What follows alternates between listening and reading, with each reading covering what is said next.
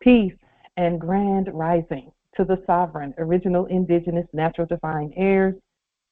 Today is February the 11th, a magical, very powerful day and date.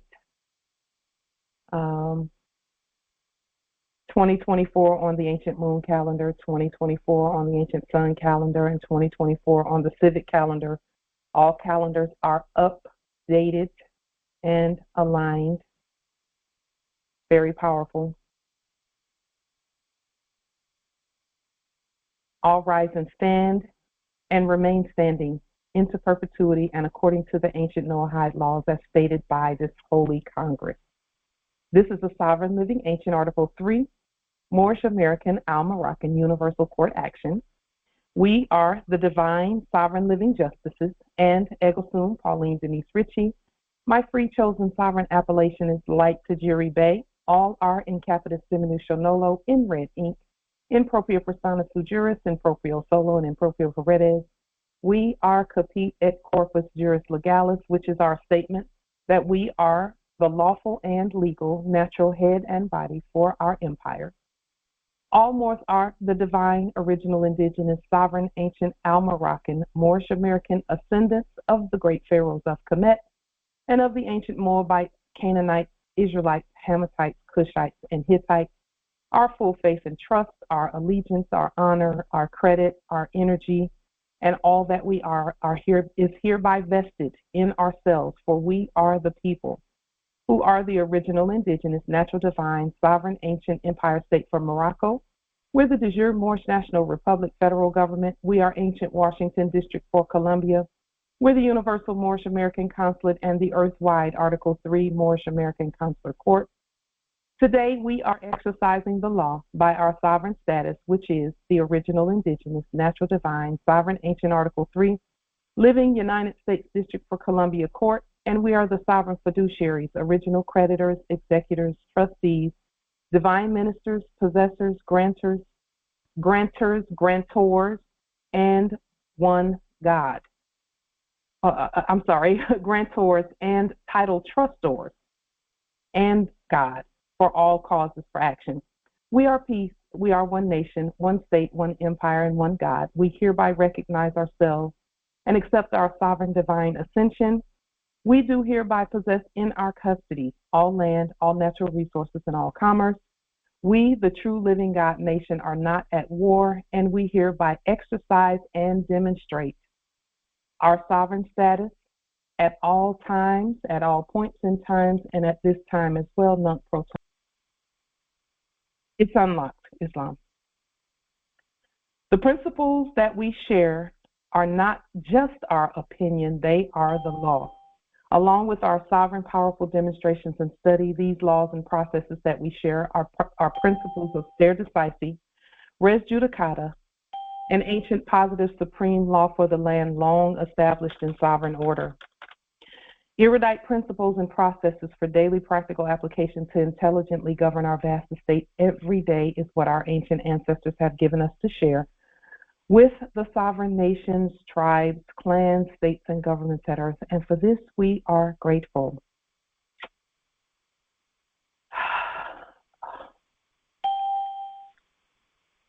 Oh, my word. Y'all, the ancestors just keep giving us access, access, access.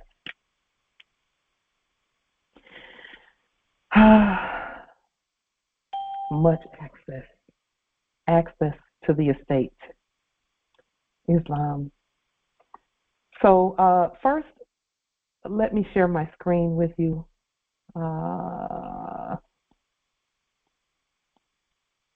So that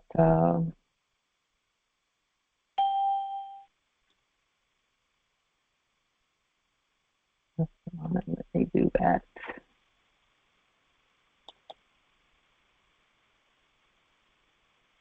So that we can move forward. Very briefly, some brief word magic. We study etymology, we study language, we study and demonstrate words, because we know in the beginning was the Word was with us, and the Word always will be with us. By our word was everything manifested. Islam.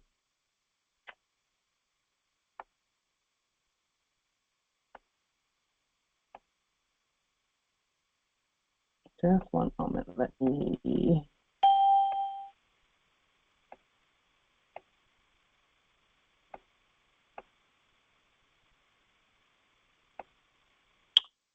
Um,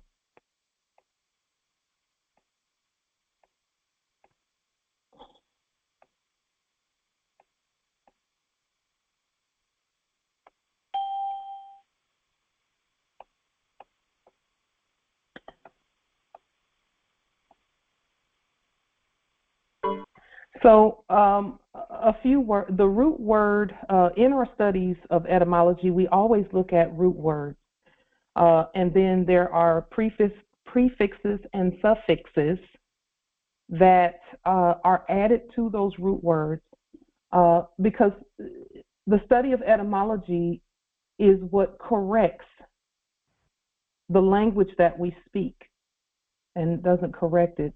Our language is perfect because we study etymology, and the meaning of the words and our intentions always match. So whatever we state, we have an intention behind those words, and our intention determines the meaning of the word. So, for example, if someone says grand rising to you, but they're angry and they're saying it in a mocking, with an intention to mock, then and that this is from the last era, not now, but from the last era, their intention determines the meaning, whether they really mean it or not. That's why we say, did they mean that? Is that what you really mean? That means, is that what you really intended? Because law is determined by our intention. If you intended to do good to someone, and you did the same action that someone who meant harm did to them, it's going to have a different effect. There's duality in the action based on the intention of the one doing that action. So the word term, attorney, we are the first attorneys. In other words, we turned things one way or the other. We can turn something upside down, or we can turn it right side up. Okay, the dead were attorneys. That's why they spelled it with an O, and we spell it with a U or an I. Torn and torment, those two words have the same root word, which is tor. That means to break apart, to divide violently. Internment camps were prisons. That's what they called jail and prison in the old times. When jails and prisons first appeared on our land, because you know they were not always here. And let me state that they're not on our land; they were in the enactment. They were internment camps, but before they were internment camps, they were concentration camps. So we, as a people, would go to these places called concentration camps. Just one moment. We would go to these places called concentration camps, and we would go there, meet there together, and put our will together there at those concentration camps, and put our intentions together and manifest things. That's how we manifest it. Just one moment. Let me put a. So that was what those places were used for. Places that they call jails and prisons. We had those buildings there. However, we used them to do things like we would go on extended fasts in those places. We would come together there to isolate together. We would isolate together. So it was a place used to unify us. That's what those places were. And even places that they call rehab centers, you know, like if people have problems with what they call substance abuse. Think about that. Think about that word, that term, substance abuse. That means you're taking something that you're even made of, something that you are the Lord of, something that you have dominion over, and you're abusing it. Those places were used for us to come together and experience our oneness. Okay? And experience our oneness. So, with that being stated, our ancestors is property. Yes, listen. Every time we changed what we called ourselves, or who we stated that we were, everything around us, the names of those things changed as we changed. Empress Rose put in the chat, they were originally called contraband camps to label our ancestors as property. No one outside of us can label us. Let me say that. We had to accept a label and then say, okay, this is what we're going to act like. See, they didn't have the power nor authority to name us anything.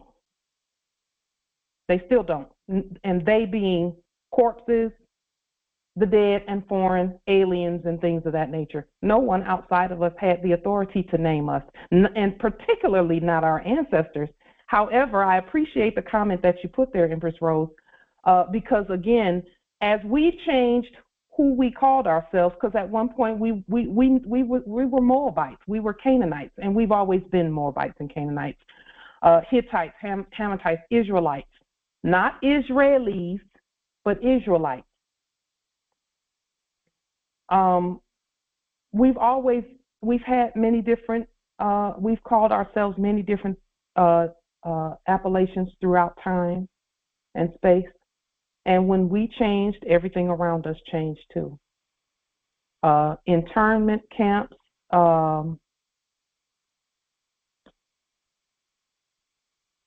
yes, let me put the meeting in. That is some very powerful information. Empress Shasha. Yes, c'est moi. Please, Empress, I yield the floor. No, Islam. I'll just share what I put in the chat because we were muted.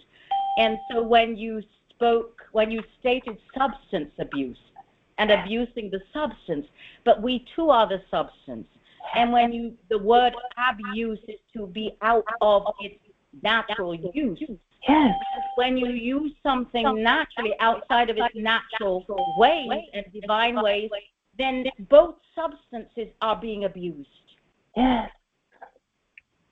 And so that, I'd never seen abuse like that. But as you know, many times when you state things, it's like light bulbs go off. And I just see it in 3-dimensional, 12-dimensional, so anyway, I yield. I just want to share that. Oh, yes.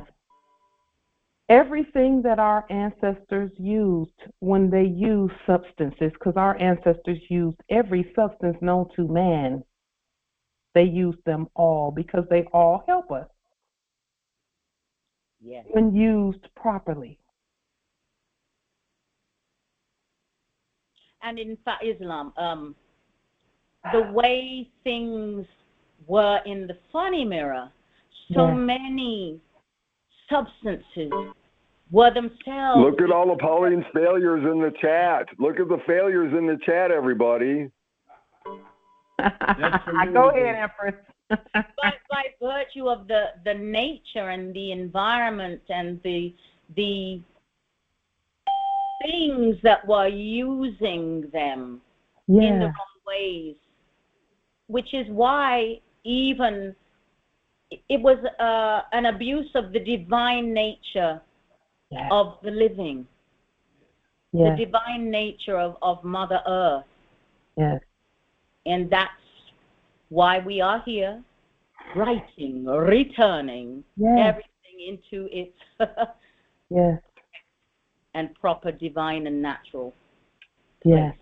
Yeah. Indeed. You know, we just a moment. Islam.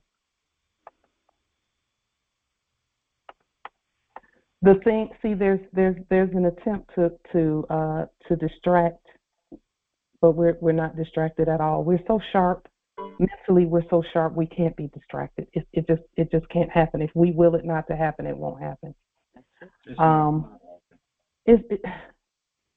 Listen, it hasn't happened thus far.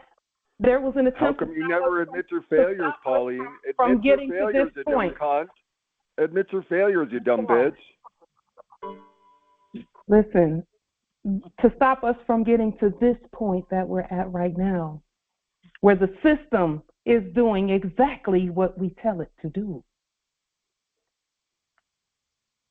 See, that was the point of all of that. Pauline is nothing but a big failure and a liar. She's a... It didn't work. You still on here learning? Not at all. It never will. It didn't work. It didn't work. So, the substances. So, most of us came here, not all, but most of us came here and acted out a substance abuse issue. Why? Because that is the other side. That's the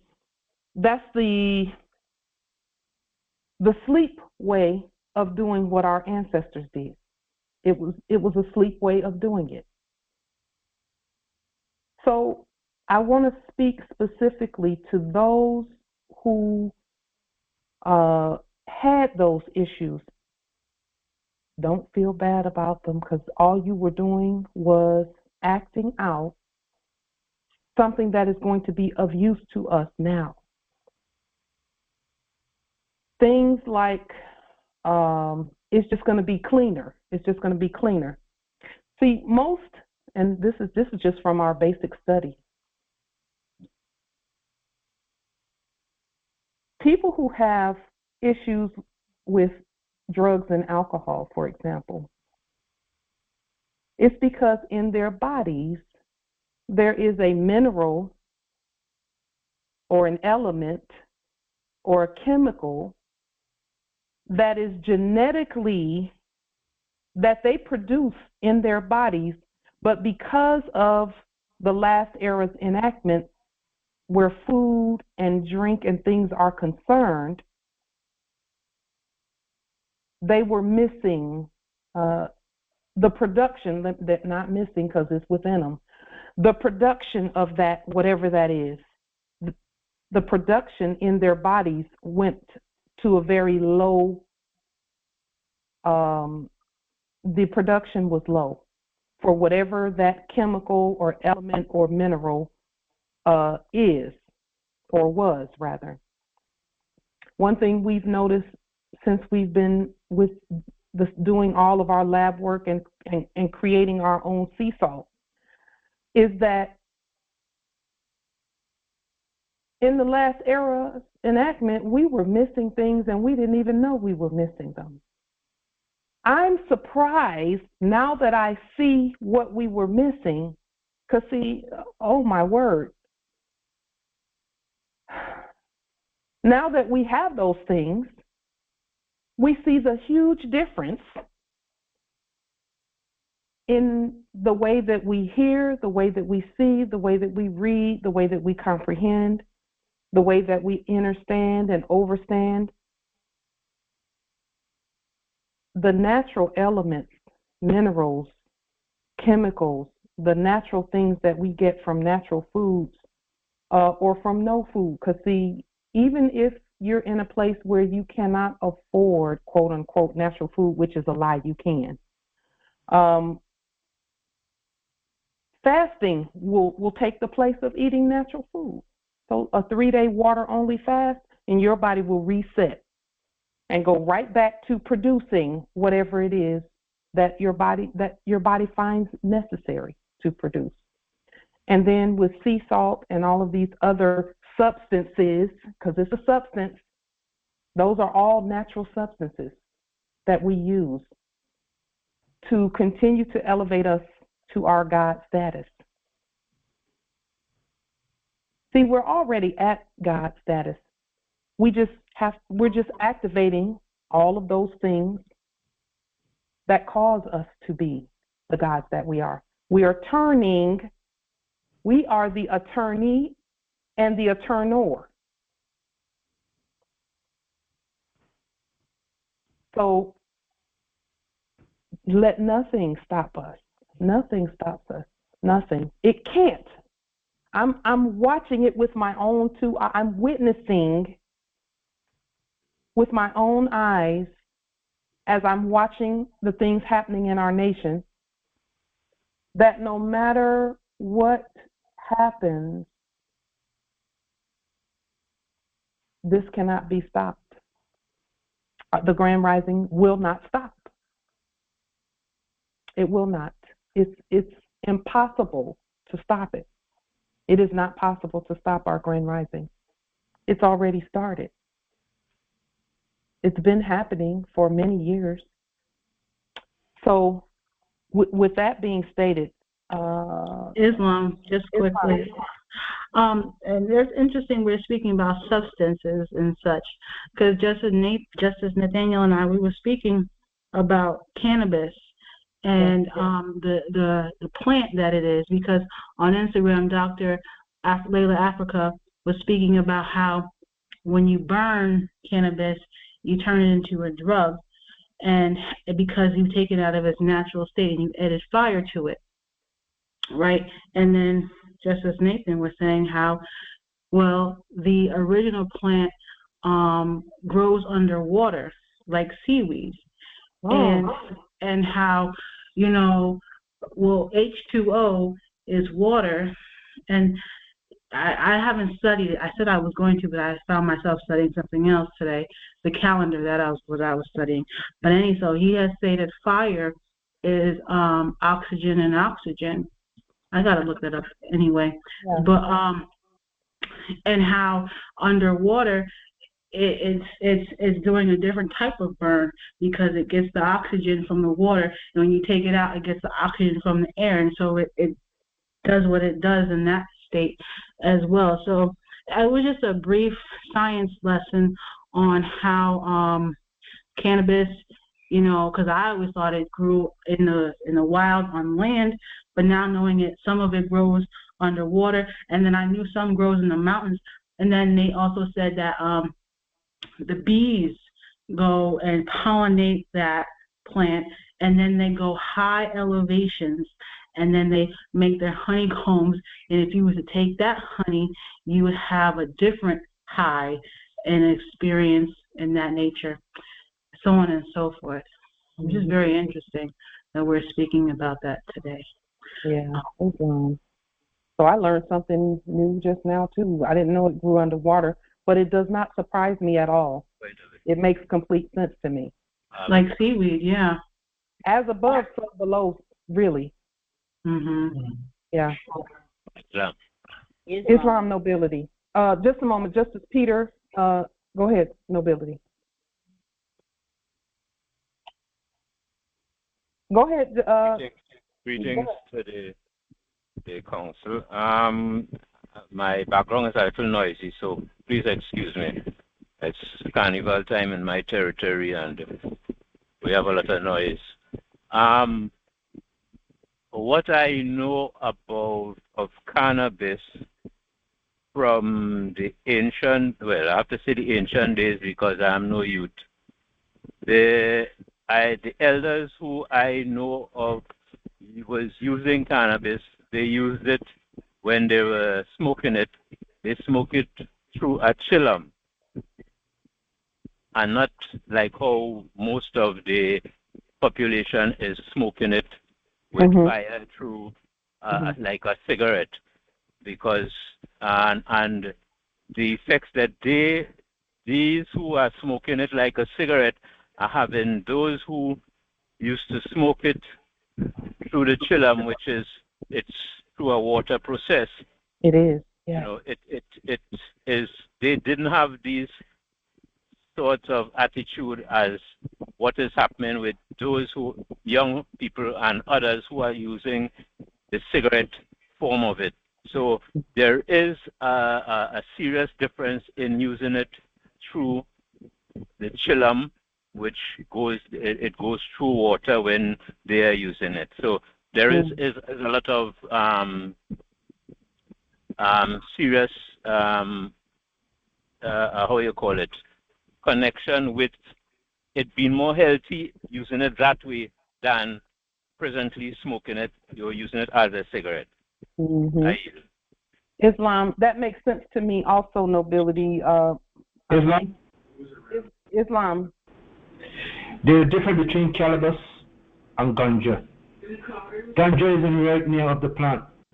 Cannabis is something made by THC. It's created by SAS labs for us to smoke that disturbs the brain and the cycle of your nerve system. That is cannabis. That's what's selling on this market. The real name is ganja, a natural plant that can transmit natural healing to the body, mind, spiritually, and physically. It can be boiled or drink as tea. It can be cooked in food. It can be smoked. It can be used for nothing. It can be put in oil and used as a medicine to rub. It can be used for glaucoma. All these kind of stuff. It's not cannabis. Cannabis is something totally different. Cannabis is what people are using today that are smoking, that are selling in the stores and in the market, and have cannabis stores and all kind of stuff. That's not ganja. That's not the same thing. Remember that. There's two different plants, two different seeds. One is genetically engineered and one is natural. Ganja is natural. Cannabis is genetically engineered. Islam. Islam, indeed. Thank you for that info. Thank you too, nobility. Wow. Okay. I don't use cannabis or marijuana or ganja or any of that. I don't use it, but when we find out the way that our ancestors did, I may consider it then. But until then, we tend to stay away from it. We stay away from anything that has to do with production by those that are not competent. In other words, the people from the last era who were producing that stuff, because it wasn't us. So when things are produced by us, then I trust it. But again, for those who do, that's a choice, So Islam. The word of itself tells you what it is. Cannabis. For cannibals. It's for people that deal with cannibal. It's a flesh. That's what it's for. It goes from, who knows, to put maybe cannibal material upon it, dead material upon it, dead animals to fertilize it. Who knows? It's called cannabis. Why is it called cannabis? Why would it choose the name cannabis? There's a reason. Yeah. Well, we would do some, that's not our area. I can't say it's not our area, because all areas are ours. But I would just encourage, as we always do, everyone do your research on whatever it is. If you choose that path, we did not choose that path. So let's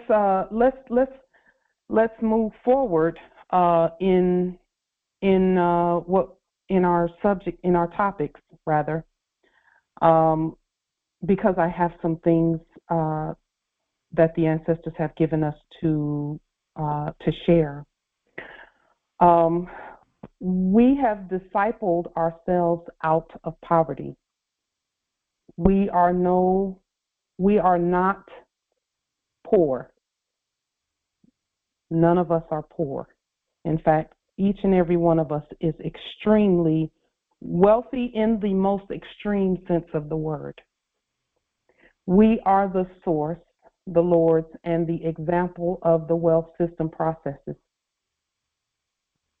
There is no such thing as a wealthy victim, which is why you have never seen one, nor can you act like a victim because you have accepted your estate. Let me just stand on that square for a moment. Whenever I hear people saying things that make it seem like they're a victim, I know in my spirit that they still have some serious growing to do. If you think that a pale foreigner had control over you at any time, just sit down for a moment and just keep studying, please. Because just like Kanye West said, slavery was a choice. It was an act. We were never slaves. It was an act. Why is that? Because no one can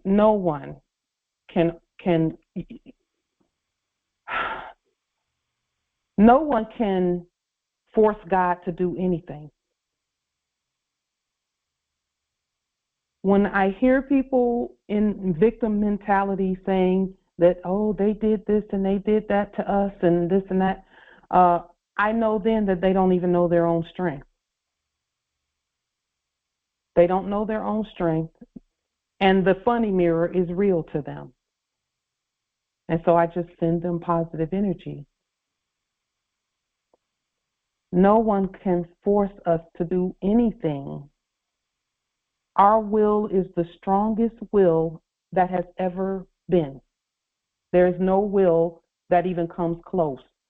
In fact, there's no will outside of our will. As a people and as sovereigns. So we're talking about wealth. You've never heard a wealthy person get on television and start complaining about how somebody forced them to do something and start whining and complaining about it. No. The minute you see that, you know that they're no longer wealthy.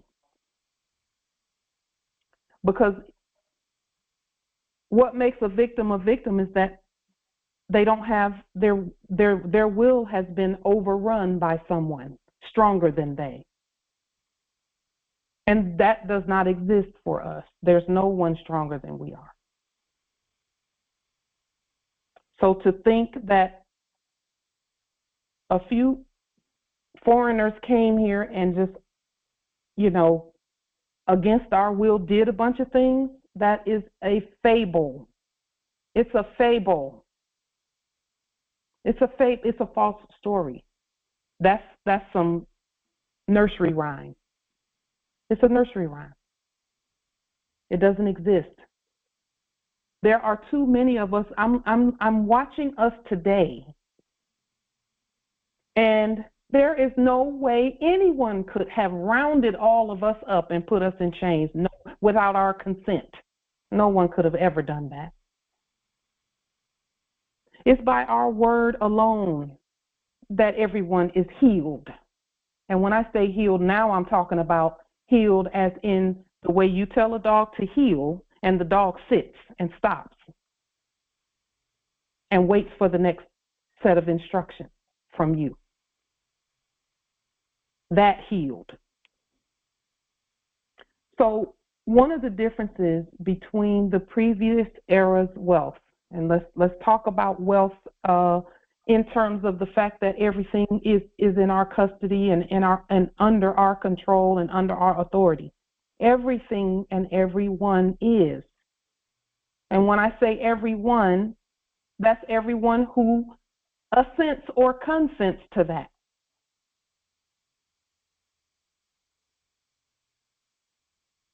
So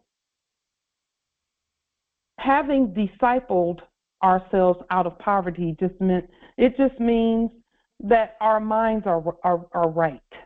We got our mind right. That's the only way you can even be wealthy. You have to have the right mind for wealth. Our mind is a mind that knows. So one of the difference between the previous era's quote unquote wealth and our wealth is that our wealth is used to move things around. That's what we use it. And our most wealthy wealth is us, first and foremost. Us, our heirs, that is the wealth. Just like Emperor Shasha said about the substances. No substance exists without us. So what we have done is saved ourselves, because now we know where everything comes from, where all the wealth came from. It came from us to begin with. So the God mind is a part of the estate. You cannot lay hold on your own estate if you do not have the God mind. You can't. Victims cannot grasp their estate because someone overcame them. Someone overstood them. That's why there are no victims that are wealthy. None whatsoever. So that is another reason why on this platform we don't let people come on the platform and just keep going on and on and on about what the funny mirror is doing, when we know the funny mirror doesn't exist for those of us it doesn't exist for. Why? Because the funny mirror was the opposite of in the previous era, the opposite of who we are now. This is the real world. This is the reality now. The reality is we're the wealthiest people at earth, in heaven and at earth, because we know who we are.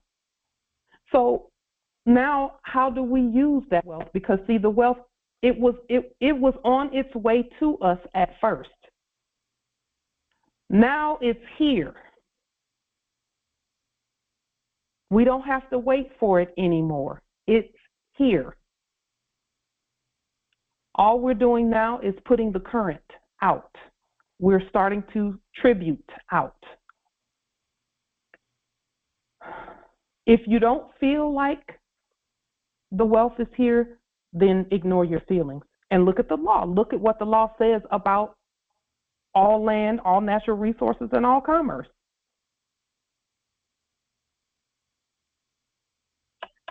Islam, can you open the call for Brother Love, please?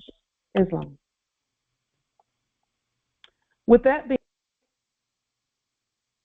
being stated, one of the differences, again, between the previous era's supposed enacted wealth and our wealth is that our wealth is used to shift, to influence things like commerce, work relationships, wealth, friends, according to John the 15th chapter, verse 14. And our wealth is used for that, and not just clothing, automobiles, land, and other property.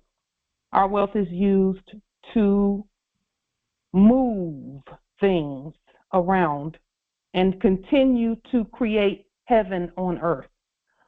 With this in the great mind, we are adding to our timeline on 2023 November, we stated that the media is under our spell. We stated that the media is under our spell because that belongs to us too. And that the media system shall present information that aligns with our laws and our work. How many of you were here when we stated that the media is now under our authority and that they are to produce truth? Islam, I was. And if I may, the media put out that they so-called found the 13th zodiacs. Mm-hmm. Well, it's I can't really pronounce it. It sounds like or something. But I did a calendar and I put 13 pages, and I did 1 through 28. And you know how back in the day, you know, the movies, the horror movies, was the Friday the 13th, and how that was such a taboo day, and it came random, and you barely had maybe 1 or 2 a year. But see, when you do the months, 28 days per month, and have 13 months, guess what? You have a Friday the 13th every single month, and it's the second Friday every month. And so, doesn't that sound balanced? Mm-hmm. It is. Let me see the gallery. It's spelled OPHICHUS.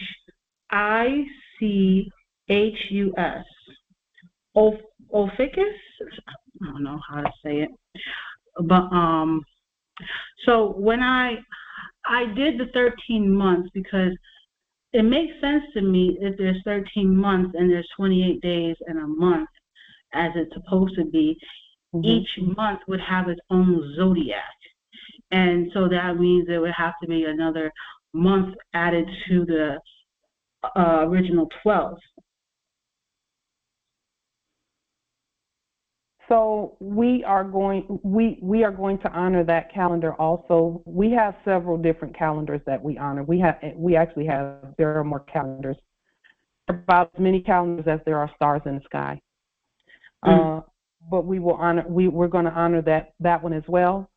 And the beauty of honoring that calendar that you're talking about, that where every month has 28 days, the beauty of that calendar is that the actors will never be able to pinpoint a particular day in that calendar to call you to a fake court or anything of that nature. And see, that's the purpose of putting things back in the proper place.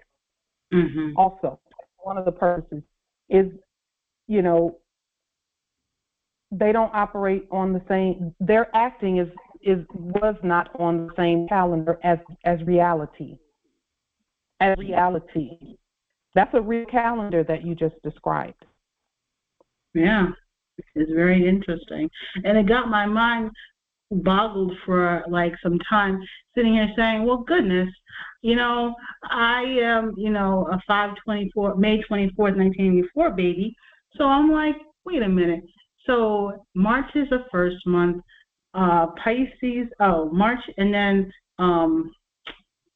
it'd be February would be the last month, but Pisces being the last zodiac, like I said, there has to be another month because when you get to October, that's 8, and then 9 and 10. And so between what was October and November, that's where the so-called new appearance of the zodiac appears. And then things, you know, as they go down, it gets, you know, askew. Yeah. We're gonna look into that calendar, and we're going to make that calendar a law as well. Well, I can share with you, I made a whole Word document. Like I said, that's what I was studying today. I didn't study the cannabis as much as I studied the calendar, you know, because I was like, you know, we talked about, and you mentioned it earlier, how we did the whole law about taking the Gregorian calendar and bumping that out the way and taking 1442 and bringing it into the present, and now it's 2024 and so on and so forth. And then in alignment with that, having the 13-month zodiac and the 13-month calendar, that's part of that restatement. Well, we don't, the Gregorian calendar is really an ancient Greco-Roman calendar that we used in commerce. So we've had to restate that calendar. So, for example, today on that calendar, the civic calendar, today is February the 11th, 2024, but that's not the same February the 11th, 2024 as in the funny mirror. It's a different, it's a real one instead of a fake one. So the dimensions, everything is real that we're doing. See, those ones there, they've been deemed incompetent. Everything in the funny mirror has been deemed incompetent by us. We call them incompetent and insane in the funny mirror sense of the word. Affirmed here. So their calendars, that's not a real calendar. Ours is the real one. They look similar, but the source of them is different. So I don't know if many of you heard, I took a peek in the funny mirror the other day, and I saw that they have enacted a supposed quote-unquote court has stated, or not stated, a court has enacted that Joe Biden is incompetent. And so some doctors are wanting him to take a competency test, a mental evaluation. So for all of us who during our POW demonstrations where they were trying to say, oh, you might need a mental evaluation, think about that. Think about it. Just think about that. We're very sane, very sound. When they talk about sound money and things of that nature, and sanity and saneness, you're going to hear a lot of those that take a peek in the funny mirror. You peek in there and you'll see that people are going to start going completely insane, crazy stuff, saying things that don't make sense and all of that, because that's not,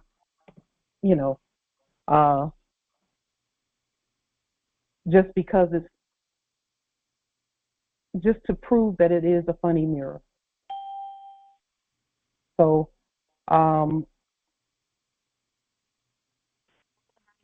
Justice Shay Klein says there's no number after 9. That's correct. That's correct. Any number after 9, you just add the two together and come up with what that number really is. So we're talking about wealth. We're talking about what's real. What's real?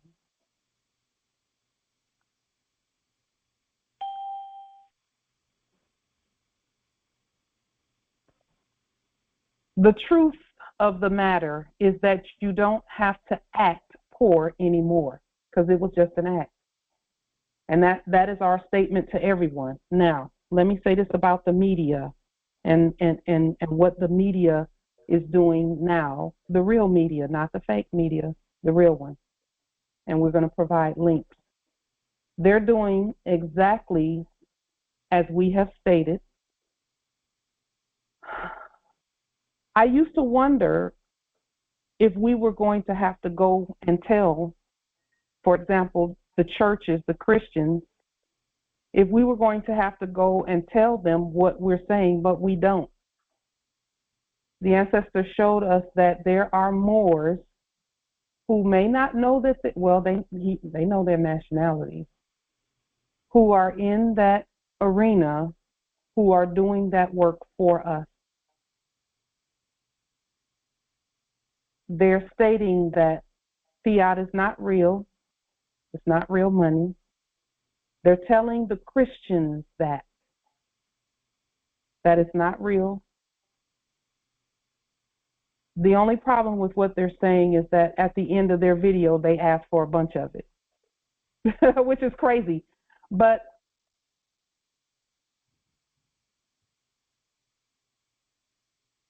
in Ecclesiastes, the 10th chapter, verse 19, it says, "A feast is made for laughter, and wine maketh merry, but money answereth all things.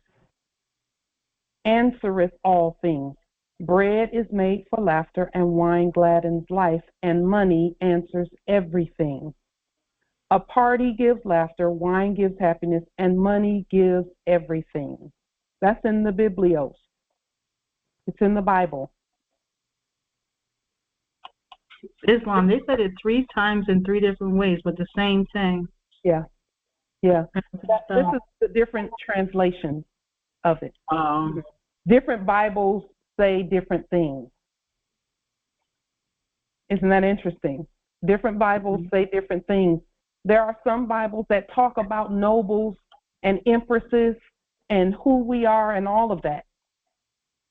There are translations of the Bible that talk about us in our proper status.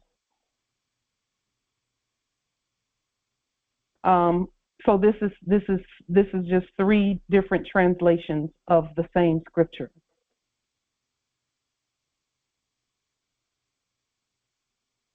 The things that stuff from the last era and from the enactment and from the funny mirror was never money. We actually have the real money. What we are doing previously felt like we were doing it for free because people did not know what real money was. So when we first started, when we were doing, just one moment.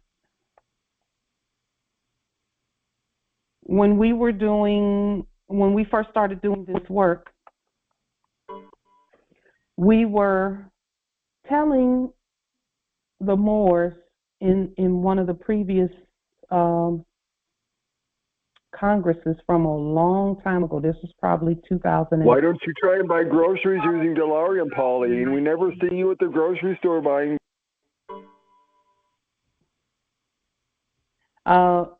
Those people from a Congress, because it doesn't fucking work. From a while ago. This was probably 2019, 2018, somewhere around there. It was probably 2018. We started stating to the Moors that we were working with. They were amping up and getting ready to sell the things to people, sell their services to people, and we objected to that. We seriously objected to that because we knew that wasn't money. And not all of them, just some. There were just a few who were wanting to sell the services and sell the paperwork and things because they were saying, that their ink cost money and the paper cost money and blah, blah. And I'm thinking, no, we cannot do that. We can't do that. And that's what, that was a contentious thing where some were saying we can't survive like this. We can't survive without selling what we're doing because it takes too much time. And we kept stating, well, let's have our own money. Let's create our own money and use that. And they were saying, well, you cannot use that at the grocery store. But we can. See, the grocery store only exists because we were going there. It only exists because we were going there. They will do whatever we state. And that's not an ego statement. That's not coming from a place of ego. It's coming from a place of the law. Grocery stores will do exactly what the things that they carry in the grocery store are because we were saying, oh, we like this, oh, we like that. And the minute they found out what we liked, they put it in the store.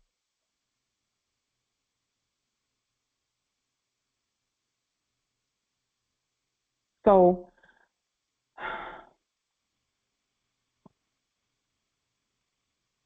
we're not criticizing the Moors that we were working with previously, because I'm just grateful that they're not running around talking about they're black. The Congress is unlocked. I'm just grateful that they're not running around calling themselves black, and a lot of them have moved away from that fiat piece because it didn't work out well at all. So with that being stated, it felt like what we were doing was we were doing it for free, but we have never worked for free. We never worked for free. We were always being paid. We just were being paid in a way that was different from the fiat system. And so now what we've done, because we created our own everything, we have shown, and we will continue to demonstrate real money. Demonstrating real money and quote unquote using it at the grocery store, we can use it at the grocery store any day now. We've just not gotten to that paperwork specifically from start to finish. We haven't done it from start to finish. That particular paperwork, because we've been ensuring that the paperwork that we put out at this point that comes from this Congress, that everyone can gain a hold of it. How many, and I'm not asking this question to put anyone on the spot, but how many have actually completed all 40 of the documents that we put under these videos? How many of you have completed all 40? Islam. I have completed about 44 or more. But I got different leads and stuff and corrections I did, so I completed all them. Happened from my platform. All my actions on my platform already. I done my corrections already on platform. We did record them, so I have all them. Even have them in blue on my platform. Islam. Thank you, Nobility. Islam. Arama Sharaki Bey. I have completed my 40. I think I'm up to like 52 of the documents that you had higher numbers on a few before you put out the 40 package, but yes, I have. Thank you, Nobility. Islam, Travis Bay. Islam. It's quite a bit. I know I use the stick quite frequently in my demonstration. To say all 40, I have to check. Islam. Islam.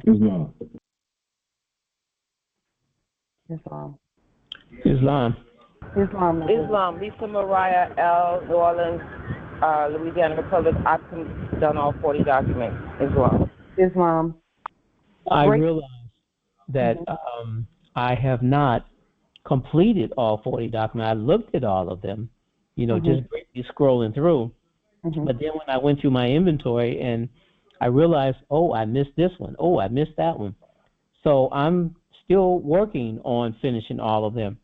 But more importantly, I have read all of them, even if I didn't do them all.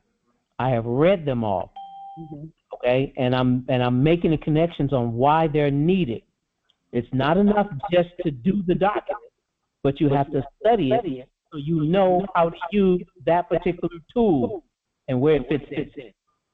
That's what I want people to, our brothers and sisters to stress or to focus their attention on, understanding how to use that particular document, why it is there. Why it is there. Islam, I affirm. Angelica Yvette Dobbs Bay at New York Territory. I've done all 40 documents. And then I've gone back. When are you going to get those free conveyances a moment. Go ahead, Empress. Restate some of them because of my account had been, compromised. So, but I'm, like we had stated before, sometimes, Allah has us redo things because we think we lost it, but you had stated when you restate them again, they become more powerful when you do them again because, man, I tell you, I restated the seals from our inferior United States bankruptcy and the United States District Court.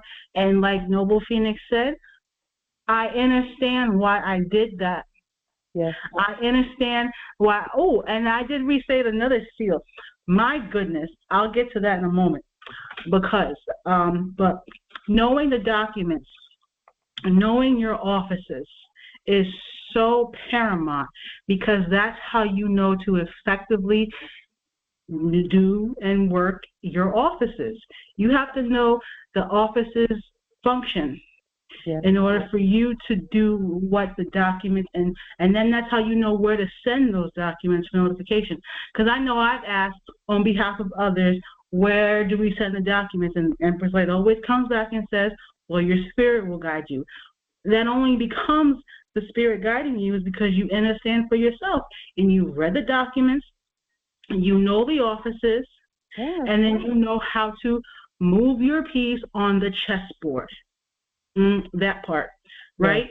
And so, I've mentioned this before about the International Court of Justice.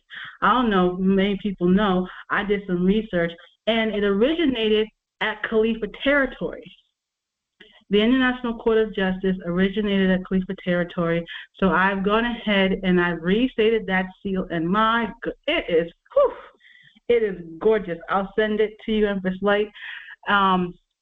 Yes, I'm proud of myself, but I'm proud of all of us as well. And because when we've taken our commerce back, so to bring back that court, because we are the justices for that court as well, bring it back to our land, and because we are the ones in command for all things on earth anyway.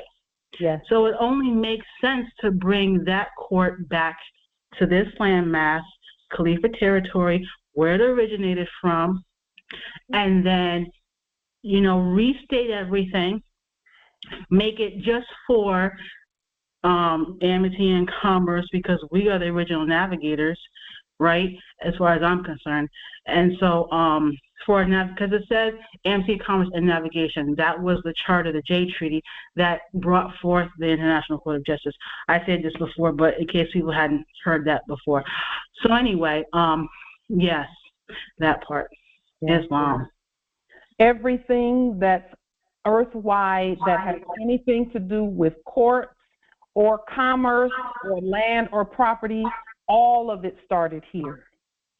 All of it started here. All. There's not a corporation in China that didn't start here. Okay. There's not a corporation in Africa that didn't start here. And it only makes sense for us to rule and to adjudicate and to make the laws concerning here. That's that part. Microsoft, Apple, Nike, Google. Let's name some of the ones over there. Huawei. Aramco. Yeah. All of them. Islam, Justice Kansu. General Motors. When we talk about the 40-plus document, how much exactly is there that needs to be done? I've done about 40, maybe about 42. You got them all. You got them all. There, you got them all. If you got up to 40, you got all of them for the most part. And then for some, the ancestors will lead you to do other things. Add other documents to it. I will say this as well. When Empress Angel talked about where to send the documents, and we said, let your spirit lead you. I could have answered that simply by saying, if it's the document for, let's say, the sovereign governor and sovereign secretary for state, or secretary for sovereign state, if it was either those, then your spirit should have said to you, okay, you have to notify the actor that the real one is here. So you would send it to the one that was acting like they were the governor and acting like they were the secretary of state and all of that. So each one of the documents has different places to go. You must take down the actor. Mm-hmm. So. Islam. Rashid of Southall Bay, New York Territory. I've done all 40 documents. And just like what you just stated about contacting the actor and Secretary of State office, we have created our own here, Ministry for State. Yes. So, and that's what we do. We use our spirit to notify those officers. And that's what we've been doing. Basically, each one of the documents, we made additional documents to speak to the officers to let them know that the real ones are standing up. Yeah. And we also sent a memorandum stating that all Moors at this territory will start taking their positions. Anyway, as a memorandum order. So they've been on notified for the past, what, a year now? Yeah, for a year now. Yeah. Yes, indeed. Islam, Empress. Justice Cynthia Ann Bay. I have not completed all 40. I've done 28, and I'm pretty proud to get that far. So, still working on it. Islam. Thank you, Empress. Islam. Joshua Ann Bay. I have not completed all 40. I'm probably, of all of those, about maybe 30. I mean, I have more than 200 documents on the public record. Go ahead on, Empress. It's more than 300, actually. But the ones that I did do, because the certain different, the prisoner of war demonstrations and things like that, I specifically went through and did specific ones so that I could notify and so the majority, like for instance, sovereign CEO, all of those postmark, all of those have been done, and I don't. It's cray, but I will get to the 40, and they're very close, and but like I said, there's, because of many different court actions, because of demonstrating. Yes. A lot of we get it. We get it. Right. Exactly. Islam. I yield. The purpose of the 40-something documents is because all that was being done was commercial. And those offices are commercial offices. They're commercial offices. It's government, but it's commercial as well. There is a commercial quality about those offices, but above them is the government. Above those offices is the government, the sovereign government. And it's only when we're competent to state who we really are and what the purpose of those offices really are that we could claim them. So we did our study and then went about naming and claiming all of the estate. See, in reality,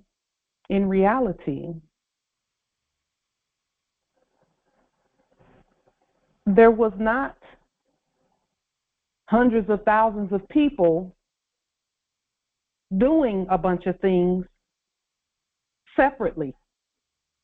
It was just a few places where things were coming from. And see, COVID, quote unquote, the enactment of COVID proved that all it took was one body to speak to the whole earth. the whole world rather, not the earth, but the world. It just took a few people coming together and then saying, okay, tell them that this is the law. But it wasn't the law. It wasn't a whole, whenever you saw anything on the television in the funny mirror about COVID, you only saw about 15, at the maximum 15 people on the stage talking. At maximum 15, maybe. Most of the time it was 4 or 5 or 6 persons rather, actors. And whatever they said about COVID, quote unquote, everybody went running. That should tell you right there that it does not take a trillion, million, billion people to get something done. For the whole earth, it doesn't take that many. For the whole entire earth. So we know that where money is concerned, look, more sovereign delirium spread faster than COVID. Faster. It went everywhere very quickly. We spoke to people from everywhere, from Thailand, from China, from Indonesia, from French Guiana, from everywhere. There was no continent that we did not speak to about more sovereign delirium and them using it over there. So now that showed me that very quickly all systems go for our money. All systems go for our money. That is how we know that we are extremely wealthy. So what we were doing and what we've been doing and what we're doing now is not done for free. We're doing real money. And that goes for each and every one of us. Islam nobility. Yes, I stated in Congress a couple of days ago, I did all 40 documents as well. So I just wanted to mention that. Thank you, nobility. Thank you. No. The reason that I ask about the 40-something documents is because, sometimes as we're sharing the things, the information, we will to see if the information is being received and used.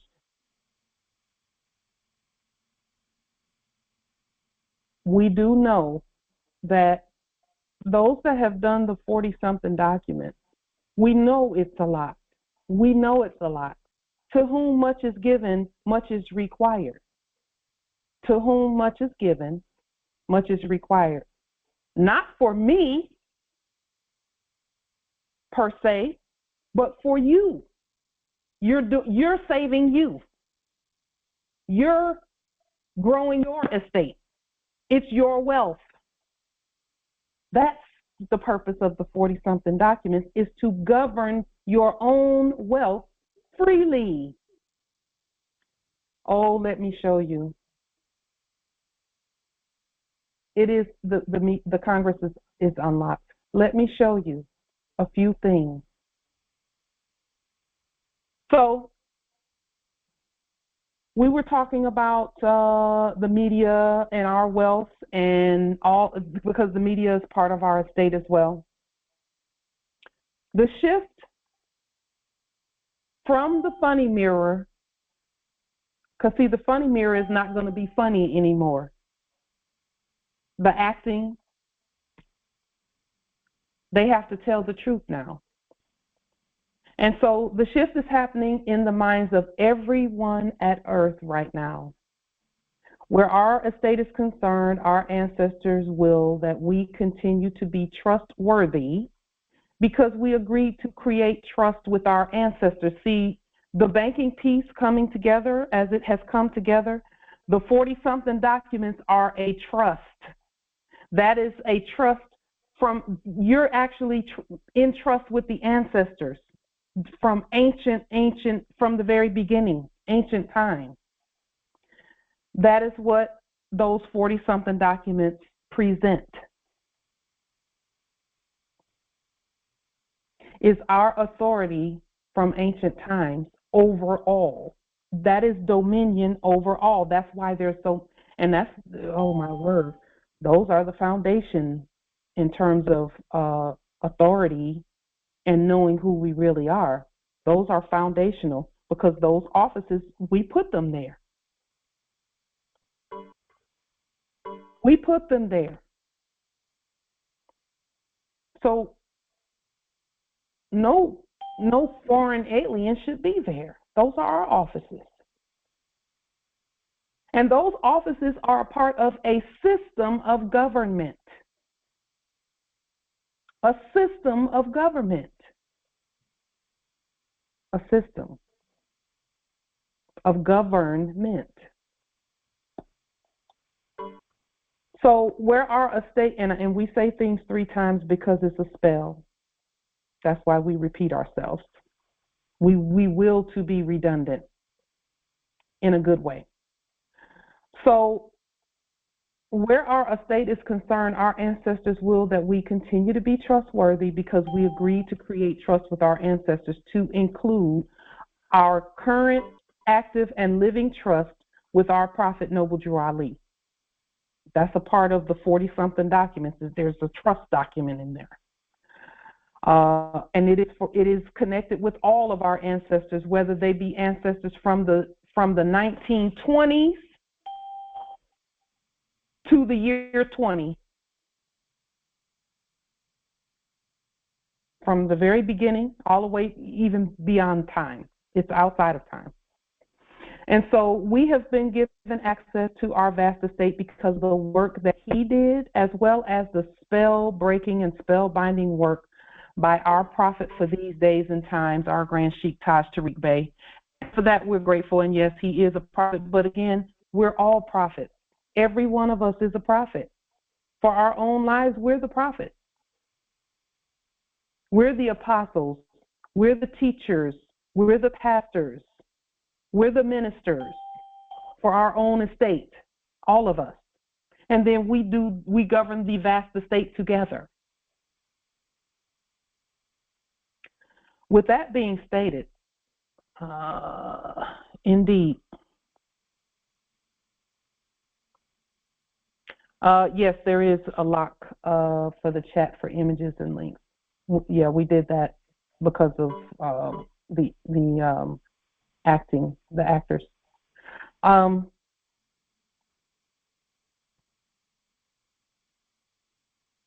So now, with our banking, what we have accessed is a legacy account. By the 40-something documents, plus any other documents that we sent, such as the Bureau for Fiscal Service document, the sovereign attorneys and fiduciary documents, and all of those documents, we've accessed the legacy system. We're going to prove that to you in just a moment.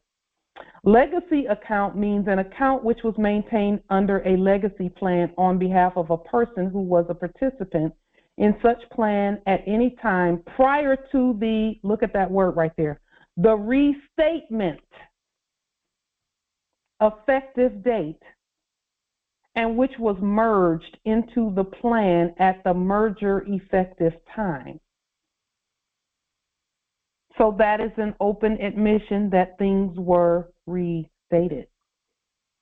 And really, it was revised by the foreigners, and we've restated it. That is where legacy comes from, is our ability to write competently The system. All computer programmers are writers first. Then they become programmers. What is a legacy banking system? And these are just some things that we pulled off the internet, and of course we will restate and finesse these definitions because they're a little bit, they're not as competent as we would like for them to be. For example, our accounts are not under anything or anyone except us. What is a legacy banking system? Legacy core banking systems are often decades old, and they're saying decades old, but some of them are hundreds of years old, even thousands of years old, because banking is not new. Mainframe-based platforms that support a bank's back-end operations across core functions such as account opening, account setup, transaction processing, deposits processing, loan processing, and more. So again, the 40-something documents is a statement that you are the currency controller, you're the banker, you're the governor. See, all of those were financial in nature anyway. They all were. And now they actually are in reality because those are our offices. So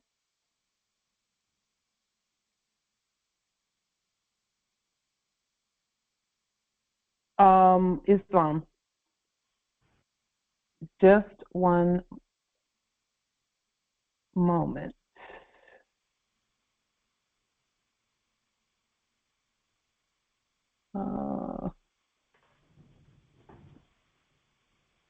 Someone is asking, can you lift the hold button? And then someone, Empress, just one moment.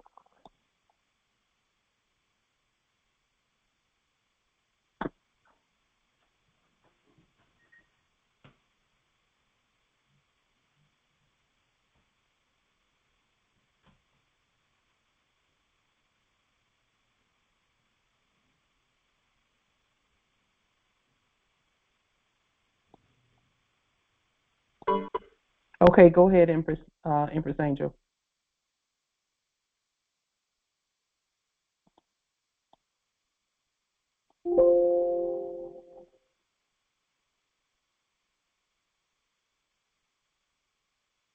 Okay, thank you. Oh, that's beautiful, very beautiful.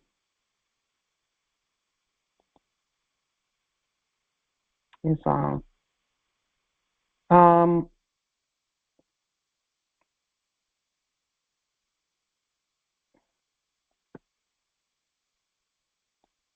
Okay, so now legacy accounts.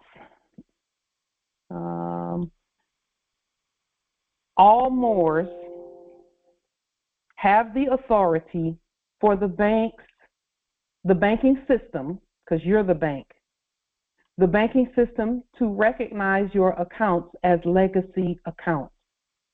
Legacy accounts are accounts that people with a certain status,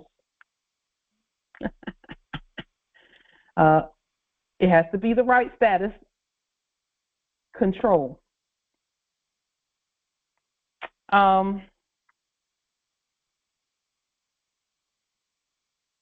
Just one moment.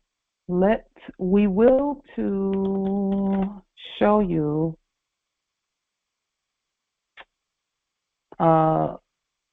just one moment.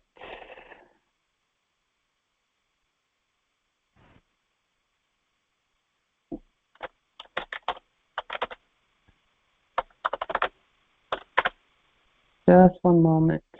Show you what that looks like. And how you will know.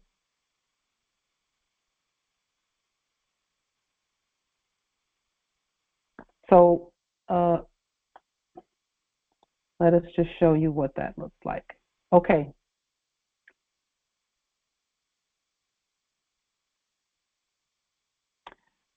If you look right here, it's a little bit hard to see, but hopefully you can see it. It says, this account that we have has been programmed as a legacy account.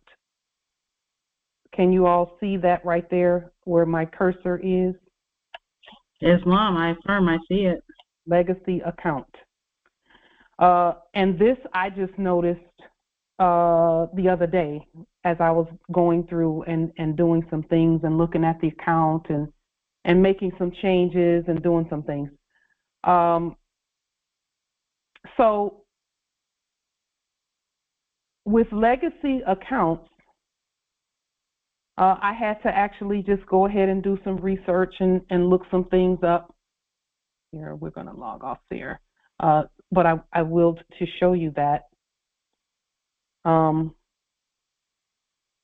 We all should have had, and again, if we were not competent to state that the accounts are legacy accounts, then, you know, the last era was what it was in the enactment. However, all Moors, that is the terminology for the system, is legacy account. And with a legacy account, it's exactly what it says.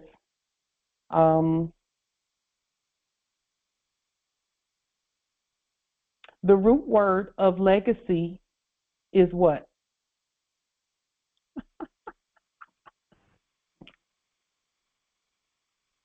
Legacy. Legacy. It's leg. Leg. That word has so much power. Because remember, at the end of your leg is a foot. And wherever you put the sole of your foot, you can have it. It's yours. That's from the Biblios. Okay. Islam. Islam, Empress. And you stamp it. Yes. So a few years back, and this is how all of this is taking place. All of this is taking place of accounts being properly named and stated. We sent something to the subjects in the Office of Internal Revenue Court, because that's our court, the Internal Revenue. Revenue means to remove it from one venue and put it back into the right venue. That's what revenue is. Some people pronounce it revenue, but that word is revenue. So, because it's a court.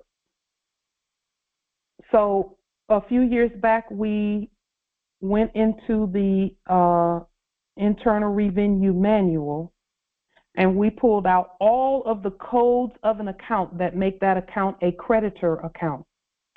It makes it so that no debt can enter the account, only credit can enter the account. And so we put those codes in an affidavit and notified everyone. We put it on the public record. We did a video on that. We've shown it several times. It is one of the 40 documents. That's another reason why the 40 documents is so important, because it's going to state in no uncertain terms that you are aware of the back end of the account, and that back end must be legacy. Legacy means you can walk on your own, that you're not a child anymore, that you are an adult, that you're on the land. That's why the documents are in red and in all lowercase letters and in ancient English. That is our land. We're going to show you why the language is so important where the system is concerned. And again, we're still talking about wealth. We're talking about language. We're talking about trust. We're talking about banking, money. We're talking about all of that. Now, watch this, Morris. Islam. Islam nobility. Before we move forward, because I'm reading here, and you've been stating this a lot, that it's a system, and the meaning right here, but it's saying legacy core system. Core is that soul, what you just said. Yes. Core is the soul. So the legacy soul banking system, often old mainframe. So they know that there is an original. Yeah. So they've been using our system. This is proof right here that they've been using our system all this time, which is, they call it the old mainframe. Islam, I just want to point that out. That is truth. 100. I'm just grateful that we all can see now. We can see. Watch this.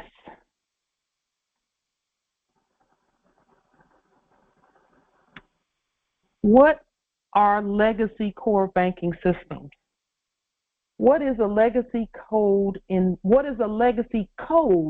banking? Typically, legacy code is 10 years old or older.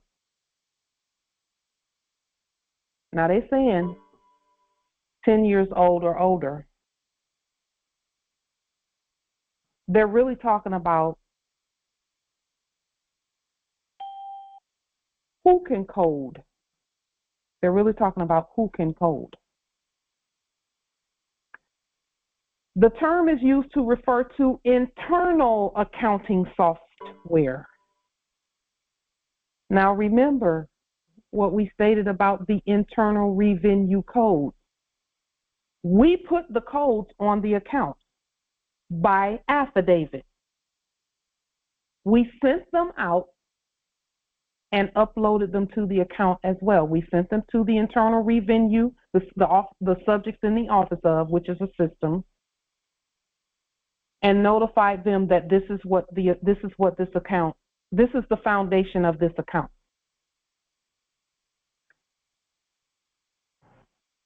So internal accounting software is not something done by an alien or a foreigner or a dead person, because we're not dead. So nothing in our internal workings can be dead.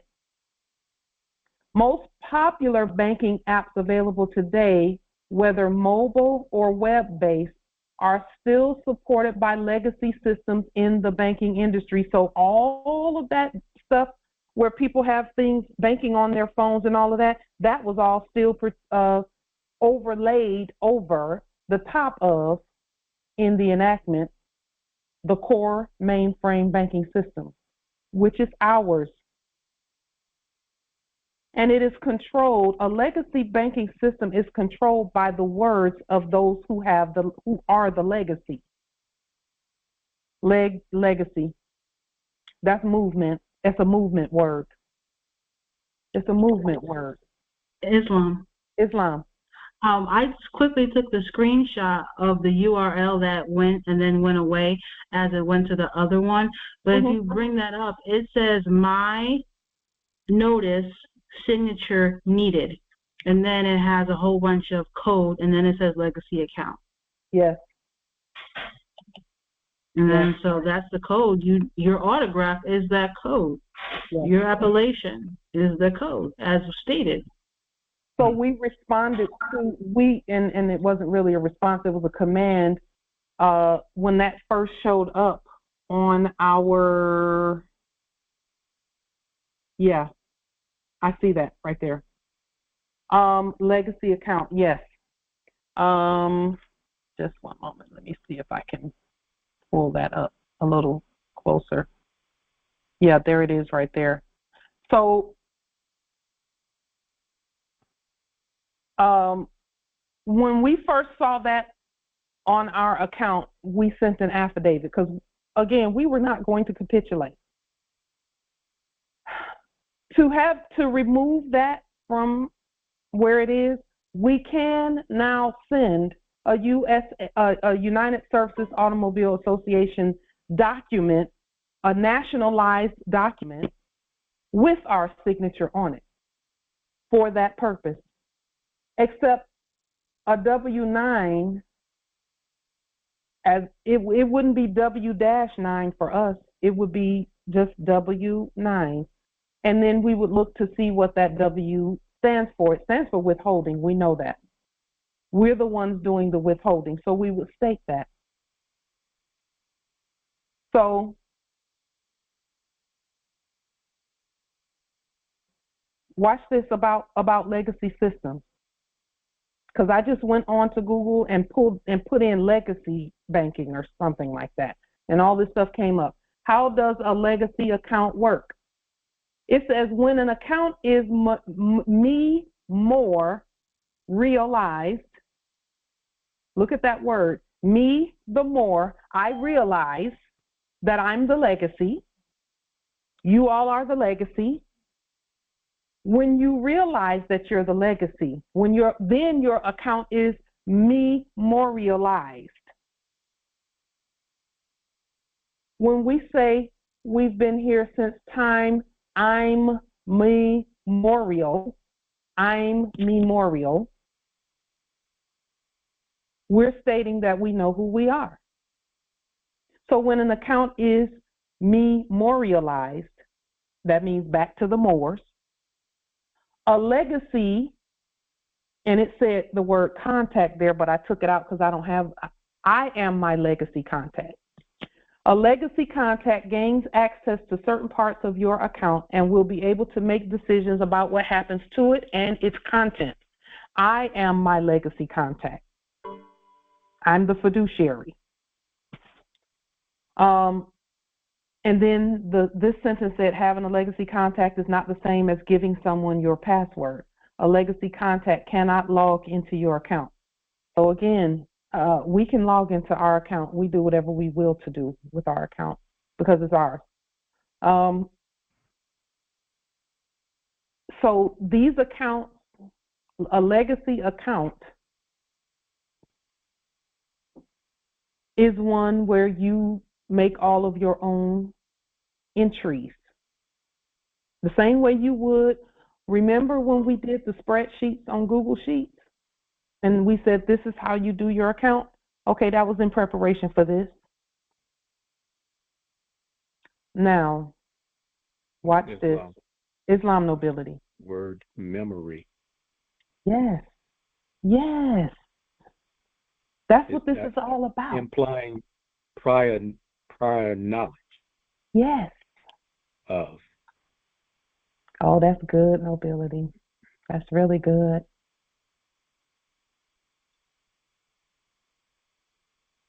Legacy meaning from way back in time, way back there. Do you remember?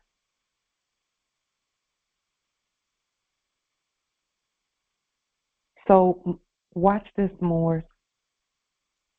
I was looking into this account, and so I said, well, let me. What is a legacy contact? Let's look. I asked, okay, what is that? And the word cabal or cabal came up. Cabal is an acronym. So it says an overview, cabal, because that's the language that legacy accounts are written in. So when they talk about a cabal, this is that which was spoken. Cabal stands for Common Business-Oriented Language. It is imperative, procedural, and I underlined the word procedural because that's what happens in courts. You may proceed in court. That's a court action. And it says object-oriented, which of course we would finesse that word. A compiler is a computer program that takes other computer programs written in a high-level source language, All they're talking about is those documents in red, the 40-plus documents. That is called high-level source language. That's what the 40-something documents is. But see, only the legacy people will know that. So what it does, a compiler is a computer program that takes our documents and converts them into another program machine code, which the computer can understand. Not overstand, understand. Okay, we're overstanding. That is what the 40-something documents is all about. It is a high-level, high-source document, all of them. It comes. And yet you still have no cell phone service. You still have no cell phone. It comes from the source. Watch this. Watch. Because see. And no free Land Rover either. No free conveyance. I love it. That's some good energy. Total and complete failure, but you never admit it. Losers, one and all. Great energy. Great energy. Great. So, just one moment. Let me get rid of that. There. Now,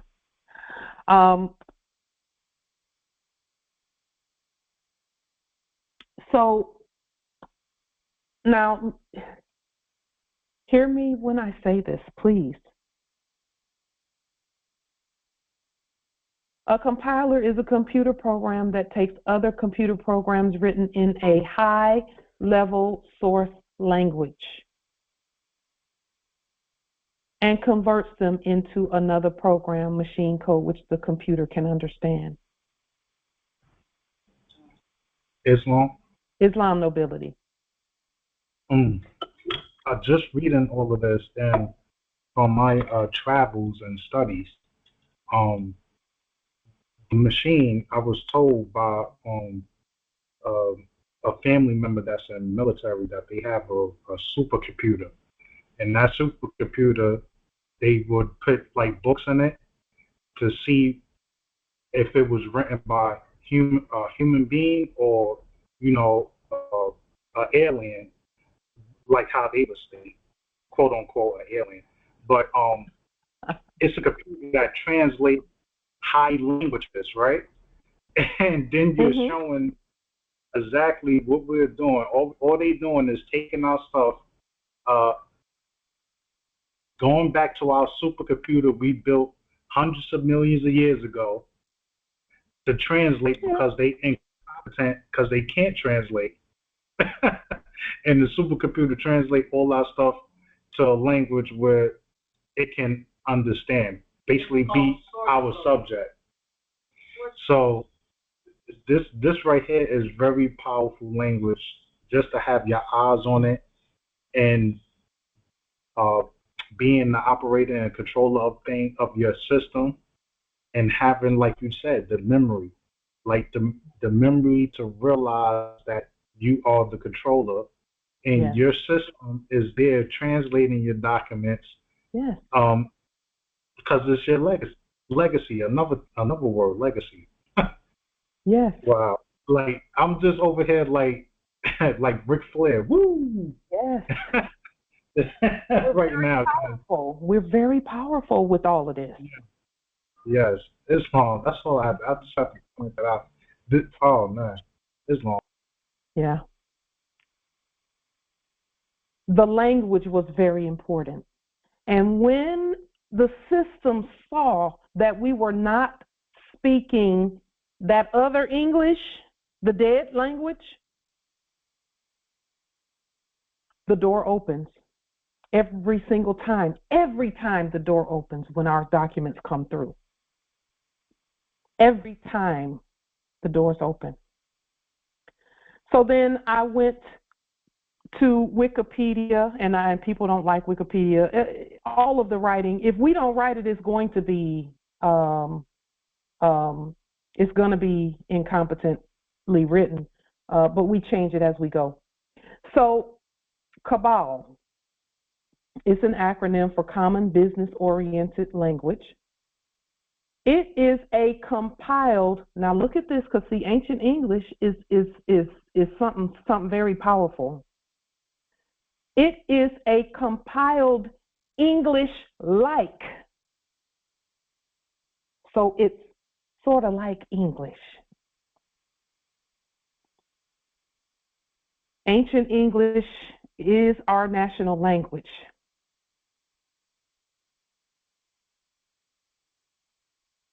Yes, indeed. I'm seeing here in the chat.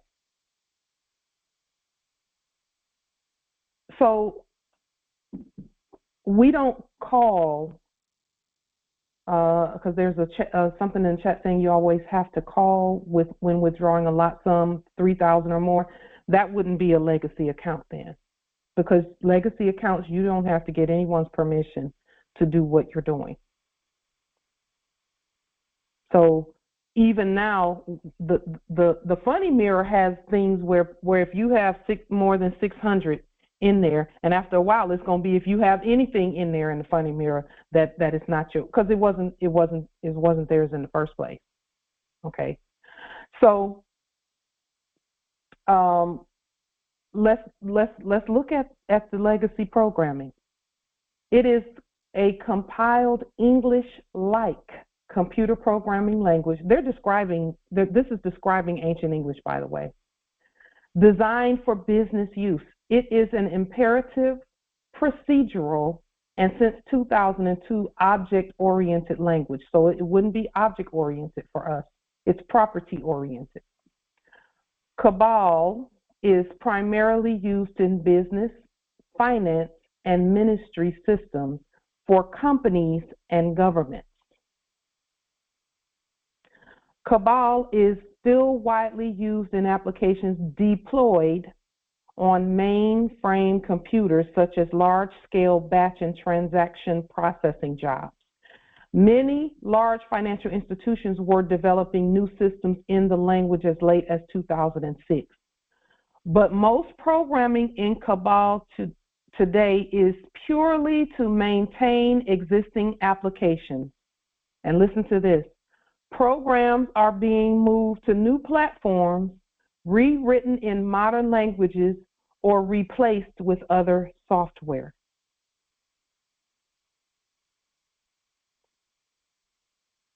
It's called crypto. That's crypto stuff.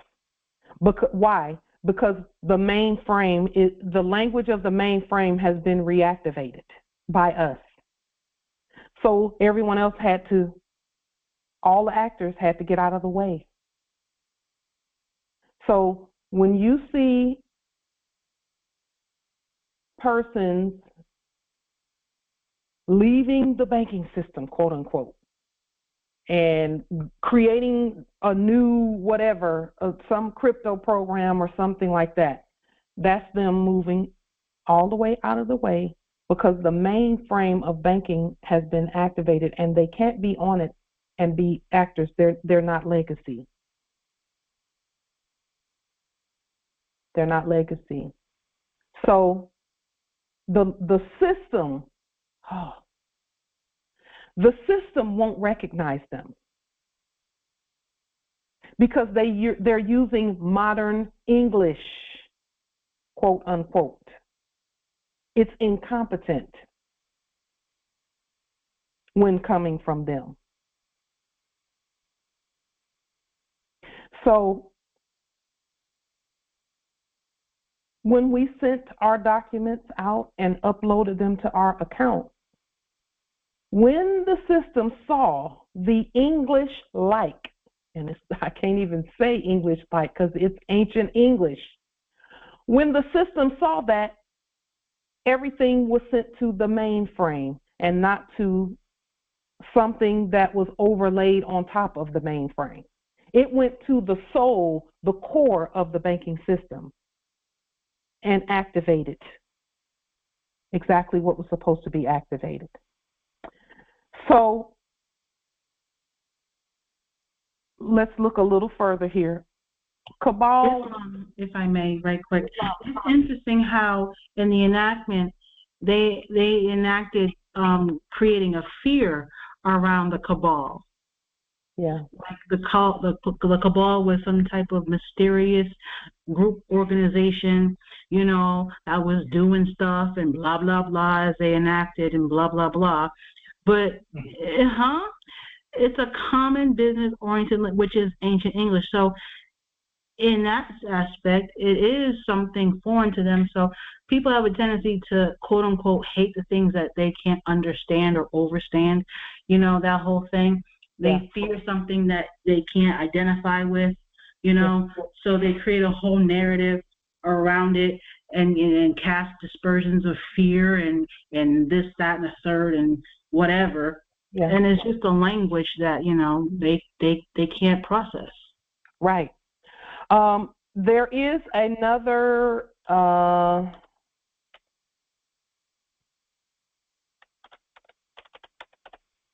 another Kabbalah and Cabal that is a study. It's an ancient Hebrew court group, which we are currently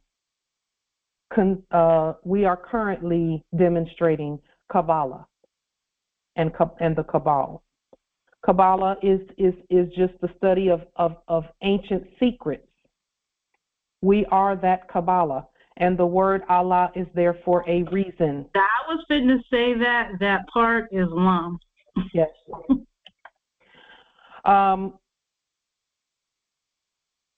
So let's look a little Islam nobility. That word you just put up, Kabbalah. That means the high court. Yes. It means the highest court actually in the land. That's what Kabbalah, because it's the Arabic. I used to have an Arabic English dictionary, so I remember the meaning of that word. I've seen that word is in there. It means the highest court. And then I wanted to add on, because what you were just reading about the Cabal, how they even have the letters in blue. They have it in blue there. Yeah.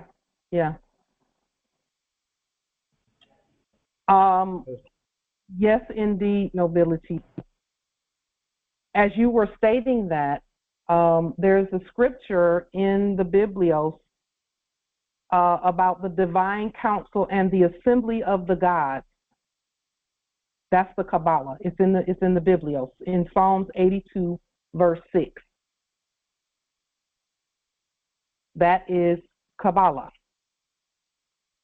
The Biblios talks about the gods often, but we were not given those parts of the Bible in the last era's enactment. We look at them now. We look at those parts of the Biblios now for that very reason. So that is Kabbalah. Let's look a little further at Cabal was designed in 1959.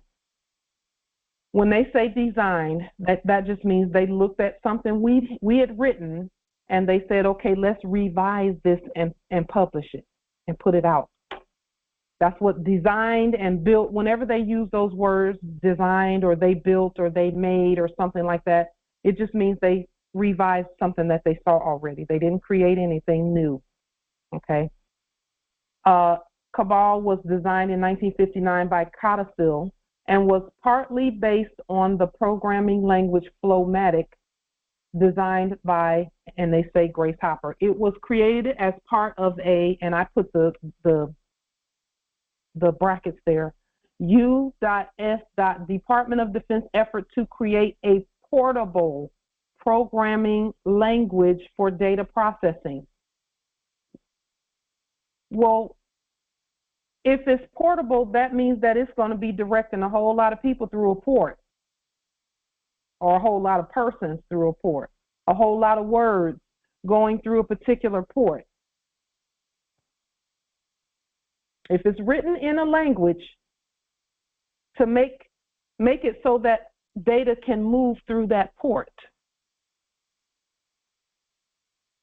That is what makes ancient English so powerful, is that it reported us right back to ancient Morocco.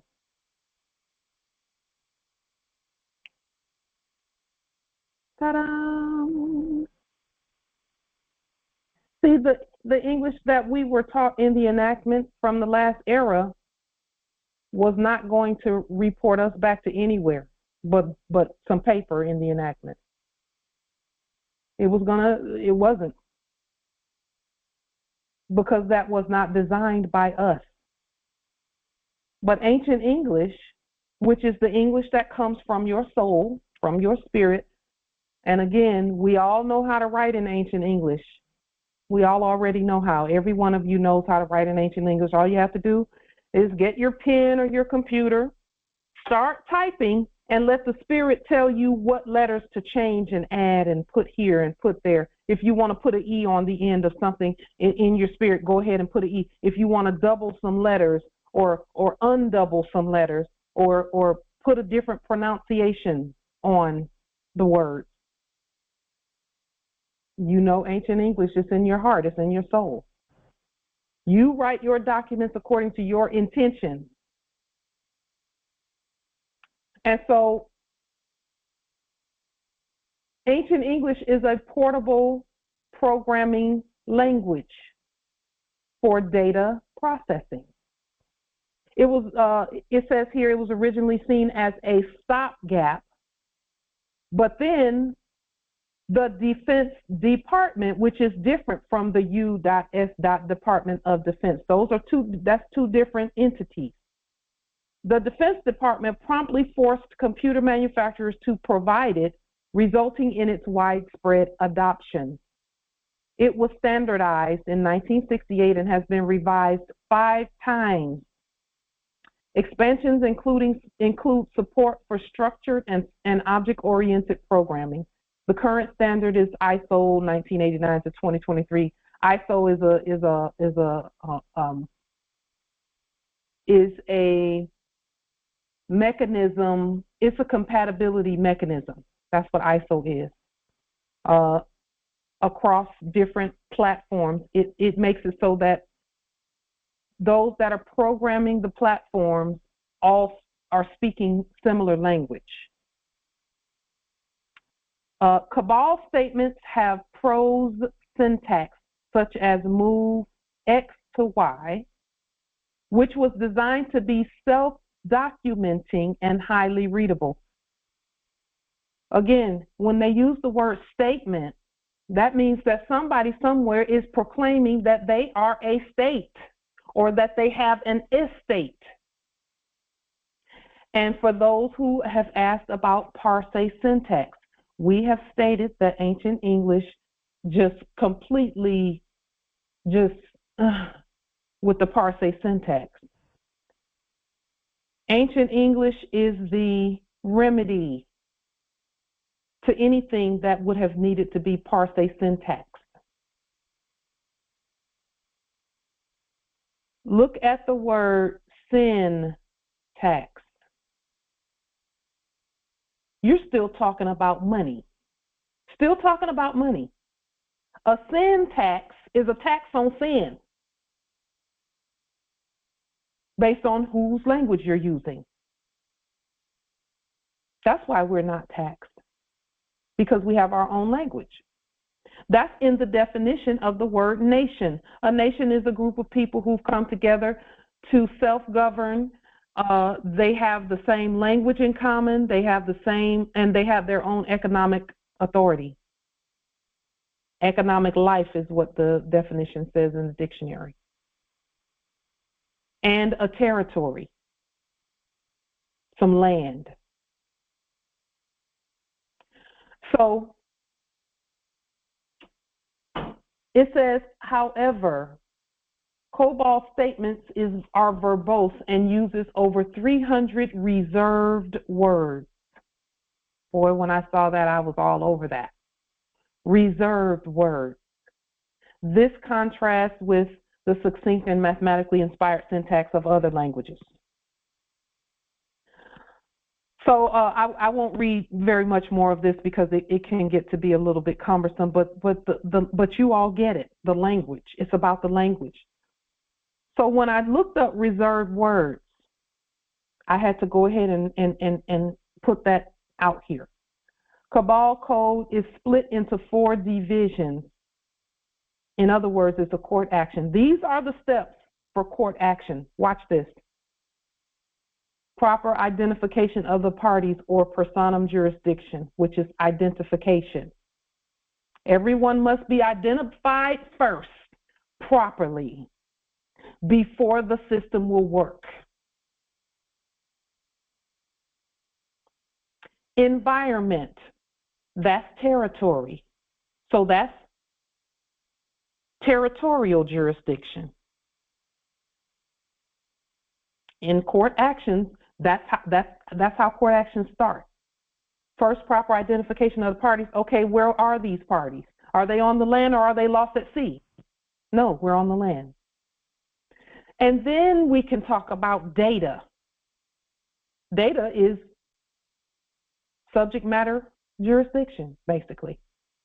We can talk about where were the feet and what happened and who stepped on the feet and all of that, but we got to identify first who and then where. Islam, Empress. do you have that separately, or we're still on the cabal?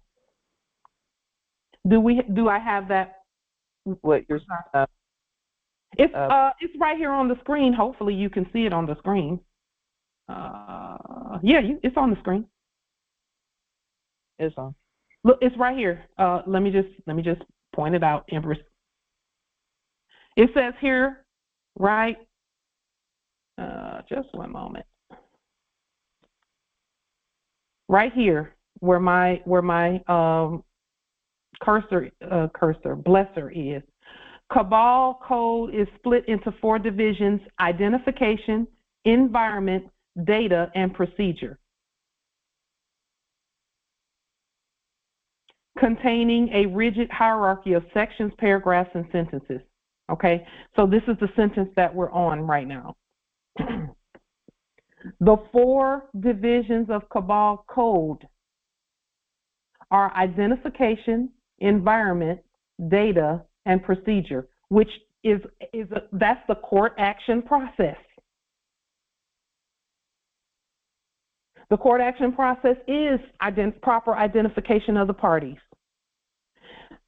All we're doing right now is explaining how our documents worked, why they worked in terms of the legacy banking system.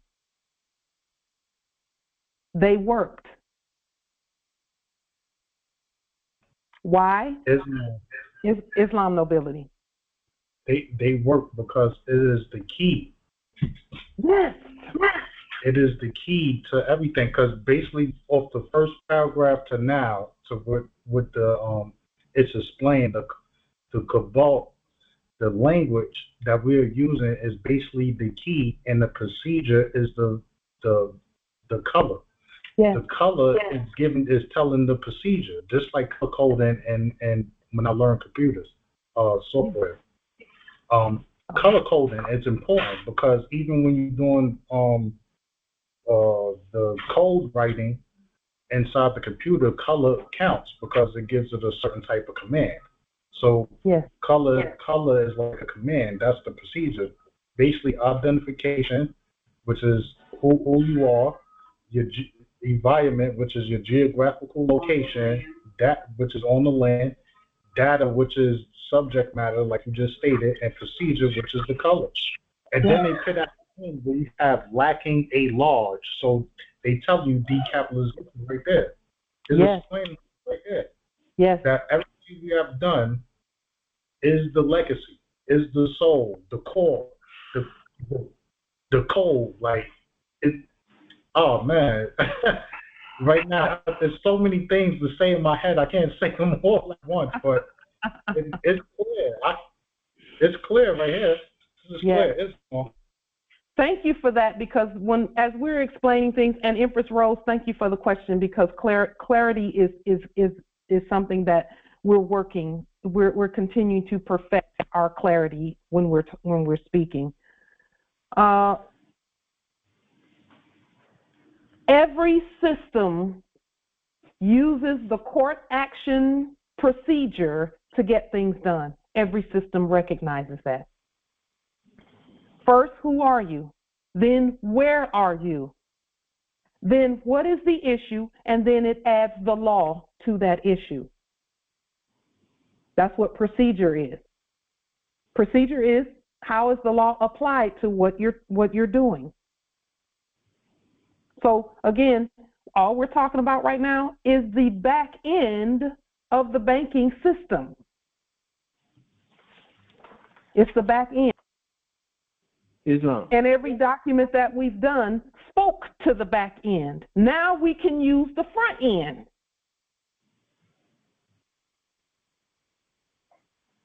Islam.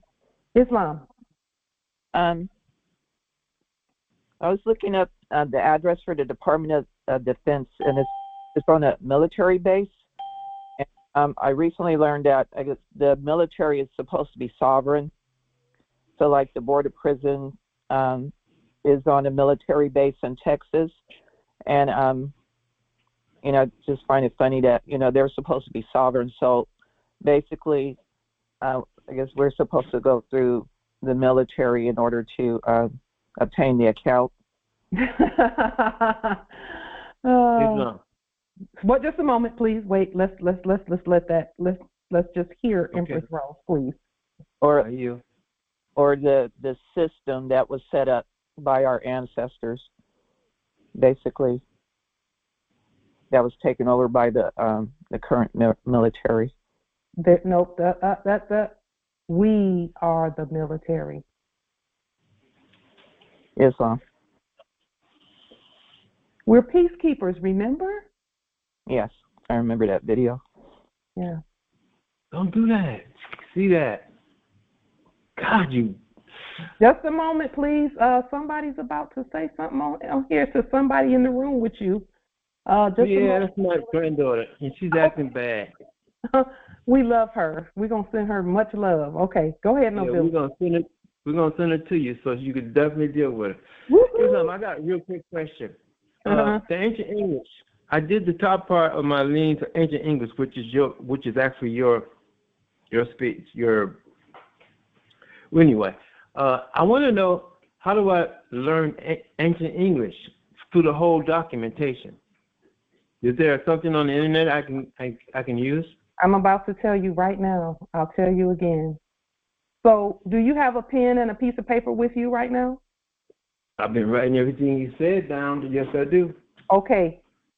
From this point forward, when you write things down, yes, in each sentence, spell at least one word differently from the way you would think to spell it.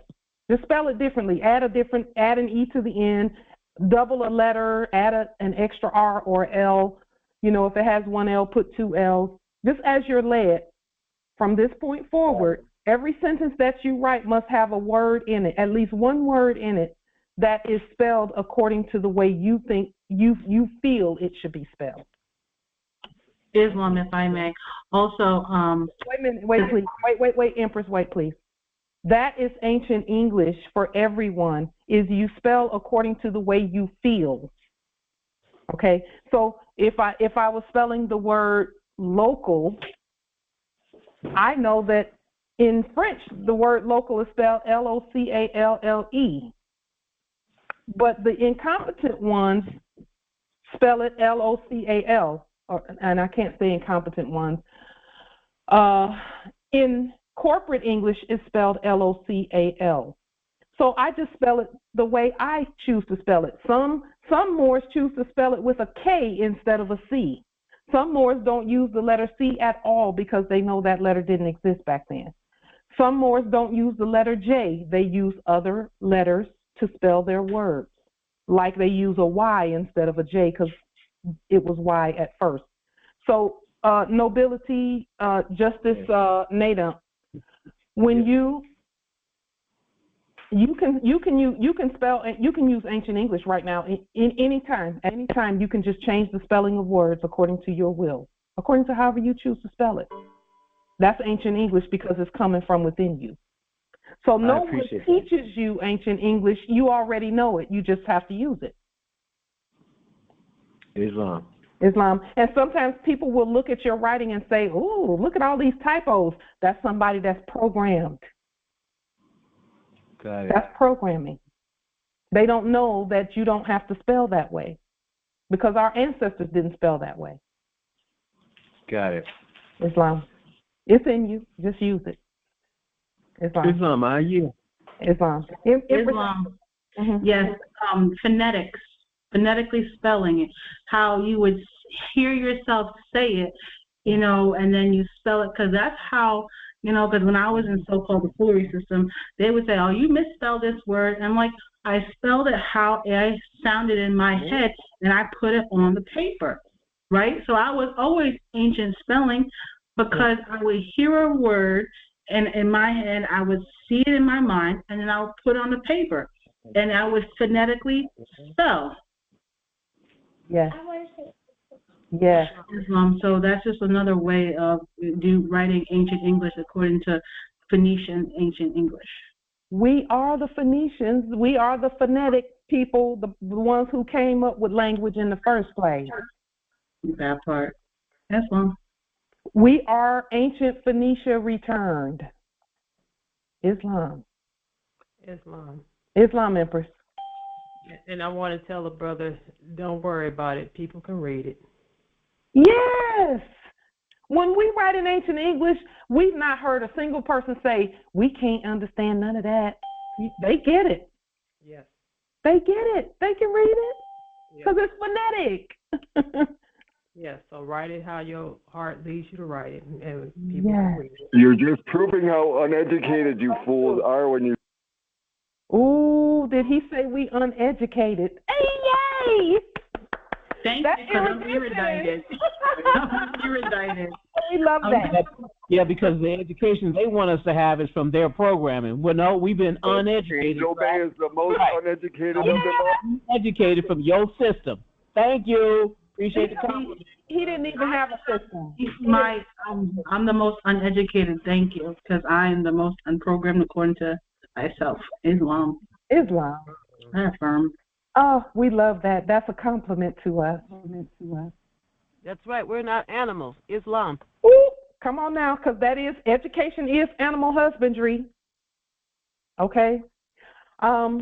Erudition is what the nobility use. Yes, we use ancient erudition. So, and the system recognized, and that's the point of this study, the system recognized ancient English as matching the language of the mainframe, right? And it said, "Oh, these are legacy documents. This is a legacy account." Islam. And that just, when we saw it, we got up and jumped around the room and carried on like we should have probably. And so this is the part that the lower frequency energies did not want us to get to, but we're here. So now, when I looked at, let's look at reserved, this thing here that says, just a moment. Hey, Cynthia, you live in a trailer. You look like an animal to me. You stupid bitch, Cynthia. Now, we're looking at the word reserved. It says here, however, it is verbose and uses over 300 reserved words. When I did the research on reserved words in a computer system, everything became clear. Everything became clear. So here's just a very basic study of reserved words. In a computer language, a reserved word, also known as a reserved identifier, that means it's identifying, but this identity cannot be used by everyone because it's reserved. It says it's a word that cannot be used as an identifier, such as the name of a variable, a function, or a label. It is reserved from use, such as the word Moorish American or Al-Moroccan or sovereign, the sovereign Moors, and things of that nature. Those words. It's only when the system is programmed to use those words and to know what those words are, which we did do that. We did program our original computers to know us, to know us. It is reserved from use. That means no computer can use it unless the original programmer of the language puts it in there. This is a syntactic definition. And a reserved word may have no user-defined meaning. In other words, the users may not be able to define it, but the programmer can. So our ancient English documents programmed our system. A closely related and often conflated notion is a keyword, which is a word with special meaning in a particular context. This is a semantic definition, correct? Key word. The word is a key and it opens the door. Okay? By contrast, names in a standard library but not built into a language are not considered reserved words or keywords. Names are not key words. They're not reserved words in a standard library. Well, now they went from talking about computers to a library. That means it's about the writing. The terms reserved word and keyword are often used interchangeably. All of our reserved words are keywords. Every word we speak is a keyword. That's why every word counts. And that's why we had to change our language to speak the language of the nobility. Speak the language of the gods. And they would be keys to open the door to everything that has to do with our vast estate. Everything. It says one may say that a reserved word is reserved for use as a keyword, and formal use varies from language to language. For this article, we distinguished as above. As above. In general, reserved words, and I'm just reading here on the screen this last and final, this last, the concluding paragraph. In general, reserved words and keywords need not coincide. That's not true. They must coincide. But in most modern languages, keywords are a subset of reserved words, as this makes parsing easier. Can someone pull up the definition of parse? Parse.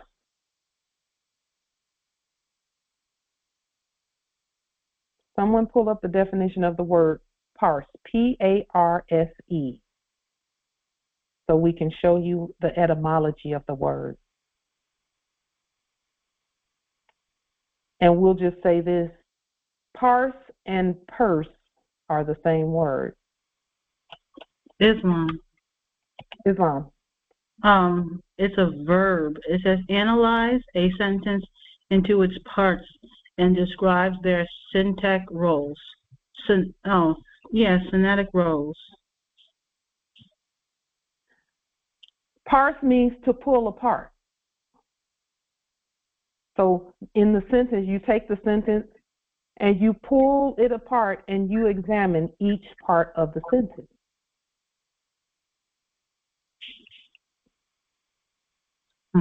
So that is and I'm just putting the definition that you just read in layman's terms. Islam. Islam, Empress. I'm going to just from Etymology Online. So from Latin par, a part, a piece, from the root per, P-E-R-E, to grant, a lot. Wow. As well as part of speech, but there's the land piece also. Yes. You said to grant a lot? To grant, comma, a lot. As in to share, to spread, as you said, take apart. And then to allot is to give. Yes. Yes. And distribute, disseminate, to give out, to tribute, to disperse. Yes. Indeed. Yes. It's all in the word. Islam. You said P-A-R-S-E. An act of or the result obtained by parsing a string of text, string or a text. Yeah. Text, T-E-X, and analyze a sentence into its parts and describe their synaptic notes.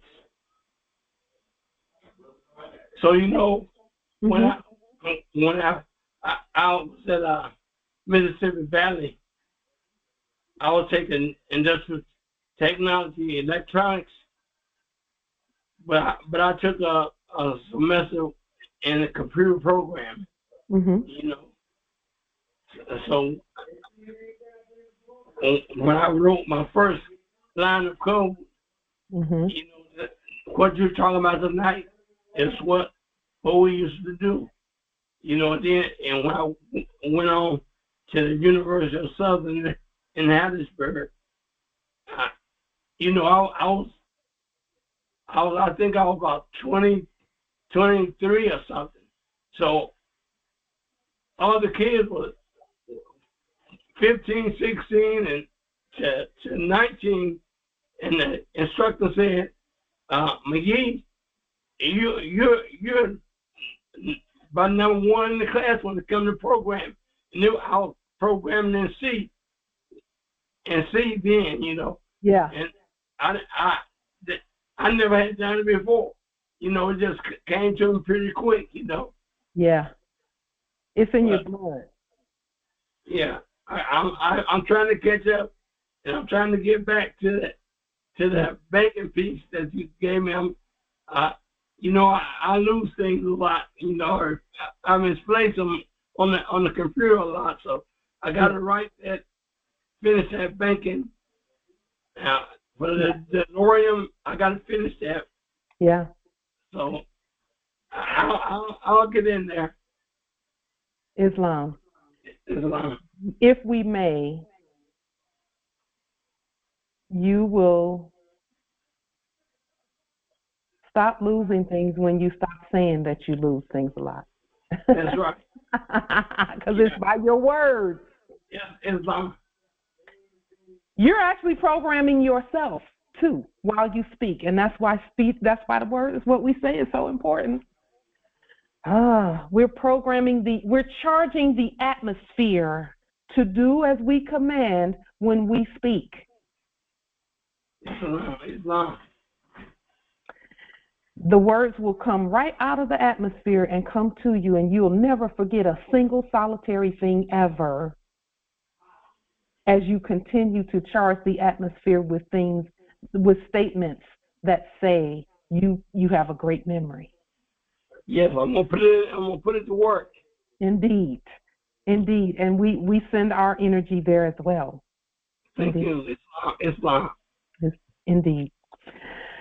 It says here, parsing easier. So the computer will pull each sentence and each word apart and assign an identity to it. Islam. Islam nobility. Can you open the door, please? Yes, indeed. So it's important, each word, each and every word that we put in our documents is important, but just that's no reason to freeze you into not moving and not writing anything. Let it flow. It's water coming out of us. Rivers of living water are the words on the paper coming out of our spirit as we write. So write and write and write and write. Let the rivers flow. It says in some languages like C or Python, reserved words and keywords coincide, while in other languages like Java, all keywords are reserved words, but some reserved words are not keywords, being reserved for future use.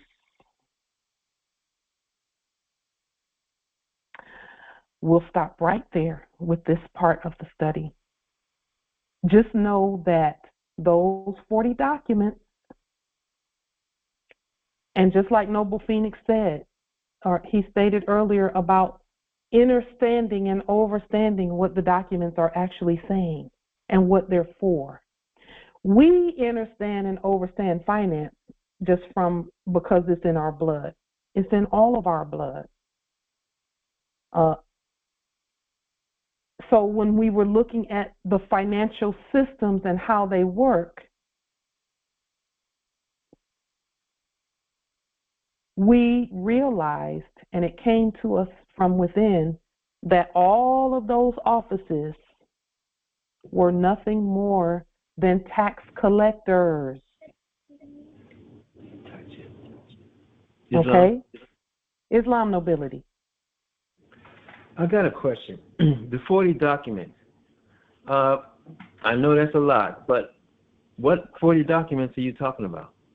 We're talking about the 40 that are underneath our video. So I'll just go ahead and show on the screen where those documents are, okay, so that people can see them. And my granddaughter wanted to ask you a question. Go ahead. Sure. Great. How can I be a better more? Oh, that's a great question, Empress. You can continue to study with Grandpa. There you go. You're doing a great job already. Islam, I affirm, young Empress. Indeed. You're young Empress. Okay, so hopefully you all can see the screen. I'll just go to any one of these videos that's on our YouTube channel. And Facebook? And underneath the videos, here are some links right here. This is a cult, little girl. Right little here. Girl, this is a cult. Go away. You're going to be in deep trouble, little girl. Let's keep going. This is where the 40 documents are. When you click on this. Grandpa is an idiot, little girl. Grandpa's an idiot. Grandpa's stupid. So, right here on the screen, this is where the 40 documents are. This is a cult, little girl. Go away. Grandpa is stupid. Just. I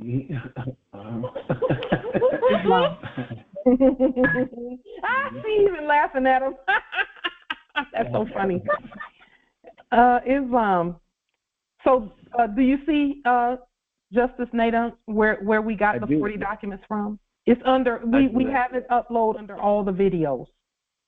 Okay. So that more can see them. You click on this link and you'll get there. Islam. Thank you for asking, and we're happy to show that. Very well. Are you? So thank you, Nobility. So the banking system that we have set up, that we've activated, all of us together, that we've activated, that is why that banking system it responds to our commands. Okay. Islam Nobility. Yes, I was doing research about the Treasury and the office that we all should suggest. I suggest that everybody learn that office inside out, because that is who we are. We're the Treasury, right? Yes. And one of the functions of the Treasury is to collect taxes, right? So in the enactment, they overlaid the fictitiousness of a code for the Internal Revenue Service, which is a fraudulent service, right? Trying to enact the Treasury, which they could never do, and they will never, because we're here. So, but the Treasury is the office to collect taxes. So, I suggest, just doing some brief studying on what that office encompasses as far as when we demonstrate that office and the power that it has, because we are the power, but we utilize that office, and do what the office is, and that's all the offices, whether it be the postmaster, the provost marshal, the governor, the president, the chief executive officer, the comptroller. And I also did some more research about the comptroller. And the comptroller and the Treasury, they deal with finance and such, but the comptroller the office has the responsibility of communicating with the Congress and making sure that the checks and balances is proper as far as governing the resources. And so we're all those offices, right? Yeah. So when you're doing your paperwork, like for example a receipt and such, that would be falling in the category of a comptroller, and when you're collecting taxes, that would fall into the category of the Treasury. That's why I stated earlier, learning the nuances and how those offices function is important. Yes, yes, indeed. Thank you for that, Empress. The ancestors showed us early on about the authority and how all roads, no matter where they are, no matter what the office is, all those offices had to be financed by, and they were all financed by the same. Let me talk about them the way they are now. Let me speak about them the way they are now. All of our offices are financed by the Treasury. We finance everything. When we stated that we are the creditors to all the nations at earth, we are, and they're absolutely ready. All nations are ready. They're ready for us to do what we're doing right now. So,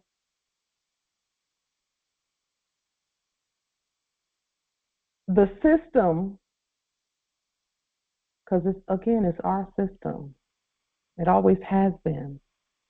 The system will do as commanded when we speak to the system properly and enter and understand how the system works.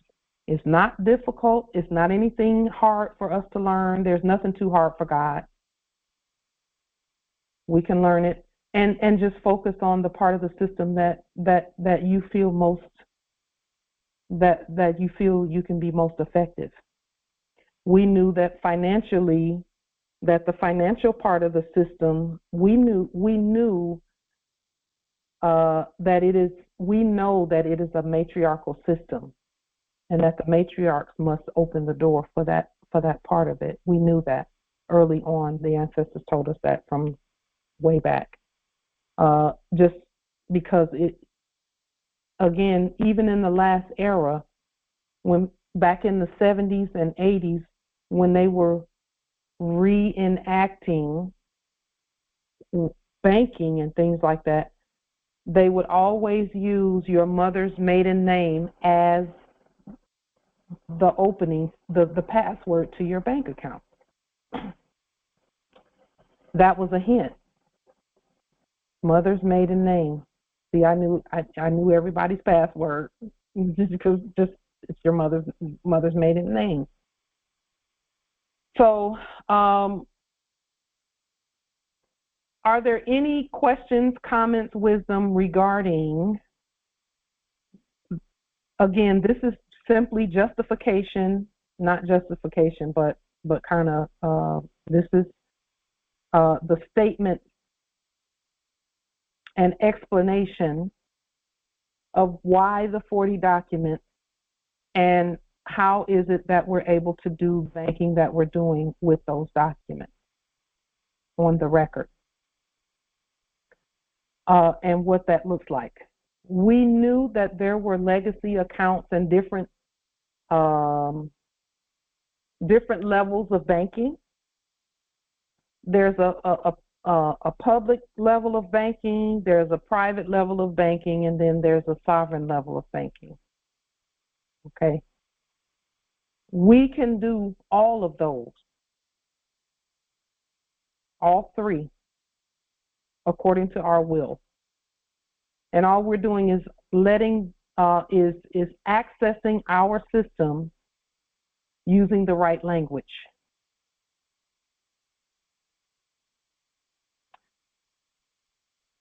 So, yes, Islam, Empress Shasha first, and then.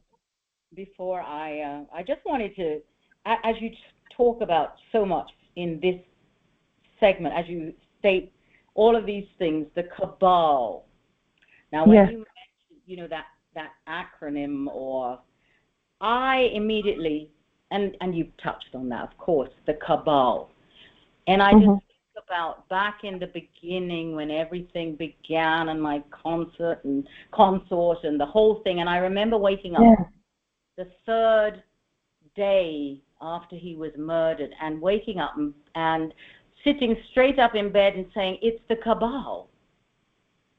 As in the negative, that whole AAB. And when you brought this up, and you stated cabal, and it sounded just the same, and you said it's the same thing, it was so clear that the cabal has no power. That fiction, it has no power, because this is the cabal, and the overlay was this fictional, imaginary monster that has no legs, no legacy, no, you know what I mean, the whole thing. And I was sitting here, literally laughing. I mean, because the memory came back to me, and I was laughing. Oh my goodness, the sound. But when you're not in your right mind, the sound rings the wrong bell. Yes. The whole thing. And then, if I may add on a couple, all about this whole thing, Kabbalah. The Kabbalah, there's the mystic Kabbalah. The Kabbalah is the tree of life. Yes. Also, the mystery system, the spiritual system of Israel. Yes. It's so everything in here which really speaks to the matriarch again, and being on the legacy is on legs, and in there's the image of the man, or I don't know if it's Noble Drew carrying the woman off her. This is the whole thing about being put back on the legs. Yes. The legs are standing for the system. Last thing, the key. So the core is the heart. In French, en français, cœur is heart. Wow.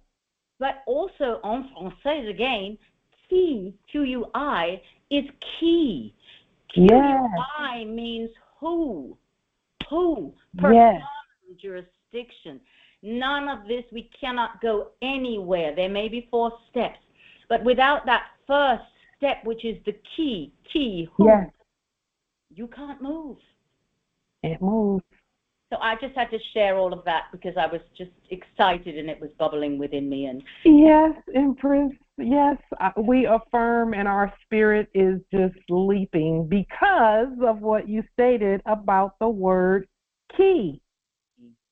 When we were rebutting Cesta KB, which is French. Yes, it's French. Mm-hmm. When we were rebutting that quote-unquote trust, the title of our rebuttal is Nous qui vivons.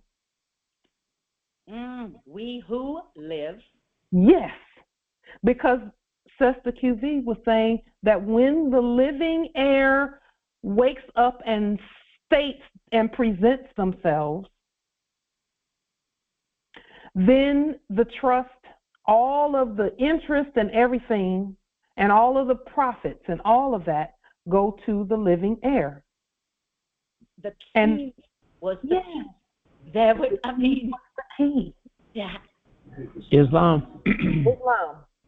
One of those documents was the medical, when we went over the medical examiner and taking over that office, and the medical examiner, which you hold the office for that, pronouncing you alive. Yes. Not dead. I love that. And I had already done an affidavit of life back in 2015. But I never thought about the medical examiner until we brought that up in Congress. So I used that, put that on the record as well. Yeah. So again, that's further verification that the estate belongs to the living. Yes. Not those who are presumed dead but never were dead. So I love that, and that's one of those documents that we should have done. Islam. Yeah. We're just sharing what the ancestors have given us to access our estate. That's all we're doing, is just sharing that. This is the video right here, the News qui Vivons video. Universal Sovereign Rebuttal to Cesta QV Act 1666 is News qui Vivons law. That's the name of the law. We Who Live law. And we did that June 21st, 2020. And then when we did, it helps to know these other languages, or at least know a few things about the other languages. It helps to know them. Islam, can you put the link in the chat, please, for that video? Sure. Please. Thank you.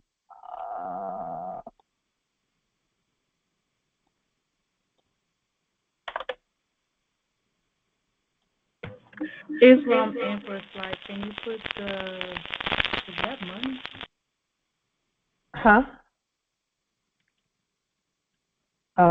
Here is the link to the video. It is in the chat. We just put it in there.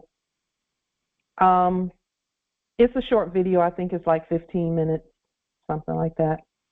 But the ancestors had us to just properly rebut Cesta QV and then put a trust in its place, in that space, because nature abhors a vacuum. We couldn't just do away with it and not put something in its place. And so we did create the Cesta QV for us. It's a living trust. That was also a part of banking, because that trust is what we use to use our names to do banking. So over the years, we were just putting things in place, one after the other, properly putting things in place to get to this point where, okay, these systems are our systems, where we could use the post office and not use fiat, where we can use banking and use our own money and not use fiat. We're the ones who said it, that was not lawful.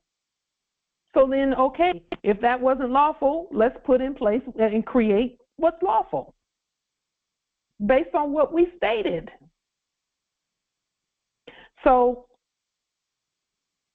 as we continue looking, and this is how you know that everything that comes to us is inspired by God, because the proof is right there about ancient English. When we were on social media, when ancient English, when we first were inspired to use ancient English, and boy, we heard some things from some outspoken Moors about how that's just not educated. It make y'all look stupid. It make you look like you can't spell and all of that kind of craziness. Islam. And go ahead, Nobility. I was one of them. And yes, I was, because I did not understand. I had not done the erudite studies on it.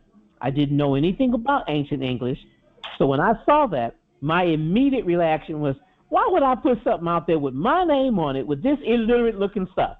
That's exactly what I said. And I meant that from my heart, because it was stupid to me, because I had never seen ancient English, except when I was reading 14th century Shakespearean nonsense with thee, thou, blah, blah. Okay, but I didn't make the connection. All right? And I didn't know that had anything to do with us. I'm just like, that's from an ancient era. That ain't got nothing to do with me. I don't talk like that. And that's why I never liked the Bible like that. Yeah. So when I was reading the King James Version of the Bible with thiseth and thoueth and hithereth and rithereth and all of that nonsense, I didn't want to hear all that, because I don't speak that way today. So I reject. Okay? Once I did the erudite studies, I said, oh, okay, that's maybe not so bad after all. And even now, I still fight with that, because I don't particularly resonate with that language, that tongue, because it's not natural for me right now. All of my ancestors have not been fully restored within me to accept that in my spirit. I'm still working on that. So when I'm looking at these documents, I still correct them. All right, I don't change them all. I leave something in there with ancient English so that I'm in the spirit of my nation. Yeah. That's what it's about. Yeah. Islam. Thank you for your honesty. Because we had more videos. When I was going wrong, I really admit that. You know? Yeah. But see, that turned out to be the key to the banking system. It's right there on the screen. That's the key to the banking system. Ancient English is the key to the banking system. Islam, Empress.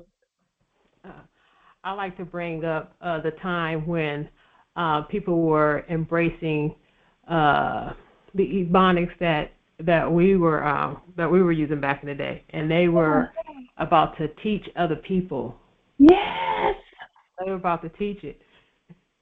They didn't have talking about an urban dictionary. They didn't have a problem with what language that we come up with. I mean, but we do, because we're trying to be correct.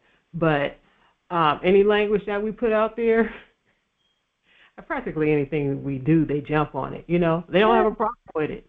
It's all good. It was a bona fide language, I think, except the only thing that made them hit the brakes was that it would have took us out of their jurisdiction, their perceived jurisdiction. That's what it did. Yeah. And they knew that. Yes. Well, they hit the brakes on that. But yeah, they were about to start teaching people our language. Islam. We knew that it was messing with people's programming. We knew that. But the ancestors said do it, so we did it. Islam, Empress. It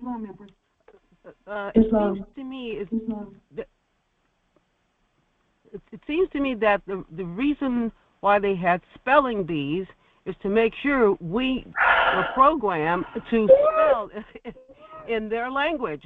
Islam, thank you. I won the school spelling bee in the 4th grade. Sure did. Islam, Empress. There's another Empress that's speaking. There's another Empress that was speaking. Empress. Oh. Just one moment, no. Go ahead, Empress. This is Anija Mahatkaba Day in Canaanland, and so we did our 40 documents.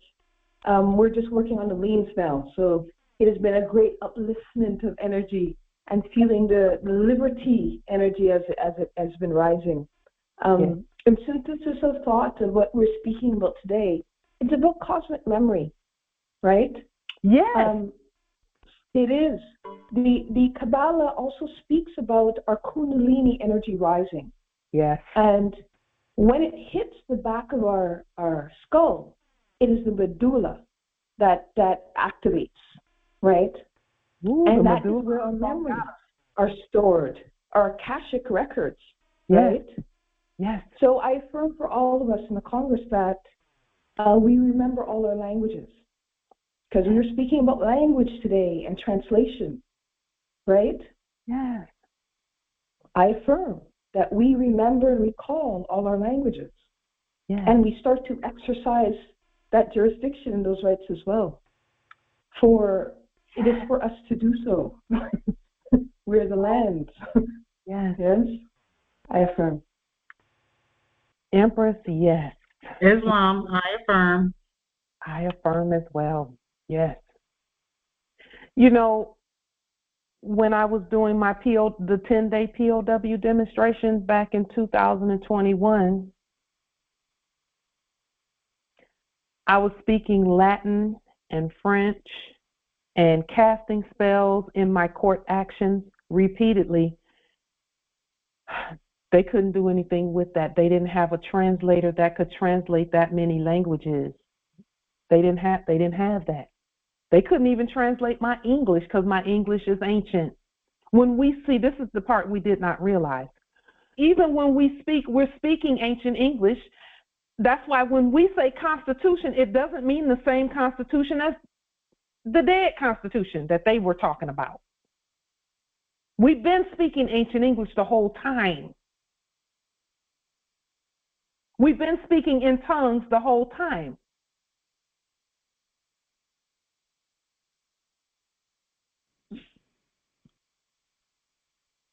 Islam. And it is our mirror, right? So we speak a lot about the system, it works, and that there's a funny mirror. But we also have our own reflection, and it's each other. Yes. Right? So I affirm that we see ourselves clearly through our own perception at this time. And come into it fully, you know? Yeah. Ooh. It's powerful. Islam. Islam, Empress. Because we speak ancient English, that would make sense why they would want us to have attorney to represent us, because the attorneys are speaking the same language in court. You know. And that's why we can't have attorneys to represent us, because we don't speak the same language as they do. And they're not real attorneys. That makes them not real, because they're not speaking a real language. Right. It's incompetent. Yes. It's just there. They're just there to throw us under the bus. That's it. It's long. It's so true. That's my experience. Go ahead. So years ago, as I was fighting with the school system because they wanted to treat my children badly in the school, the thing that they carried in the press repeatedly was, "She will speak for herself." They carried it every time I said it. Every single time. It was interesting because I did not know what it was to be a more than, but I could not tolerate a trustee, and I made sure they understood it. Yes. Thank you for hearing me. Empress, that's how they knew you're one of them. You one of the gods. Whew. That's how they knew. They knew who you were. But I did not. That was the problem. It's like last year I was getting on a bus, and there was a little boy rushing to try to get in front of me, and his mama held him back. It was a white woman, and she held her child back to her, and he said, "But why can't I just go first?" And she said to him, "You cannot go first because they are special." And I thought that woman knew something that I didn't. Yes. Yes. Listen, they all knew who we were all along. We did not know. Empress, they were just hoping that when we woke up, we wouldn't just dash them all away. And we're not. We're peaceful. They were just saying, I hope they're benevolent when they wake up. I hope they're benevolent gods. Please be a benevolent God. That's why they kept saying, God is a good God. God is a good God. They're trying to remind you so that when you wake up, you will know that you're supposed to be good. Oh, they knew. Walking around this land here, everyone knew who we were and who we are. There was another empress that was going to say something. There was another empress speaking.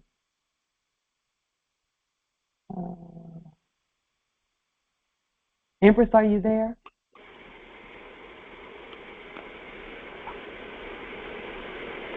Okay. Hopefully she will speak. Oh, Islam Empress. Noble that was trying to say something as well. Background. Okay. Noble Sharaki, were you going to say something, make a statement? I'm sorry, I accidentally hit my mic. I apologize. No, I wasn't. May I? Yes, Empress, go ahead. Statement. So you mentioned something a little minute ago, maybe about Latin. Now yes. I had to. I did Latin at school. We had to do Latin. Yes.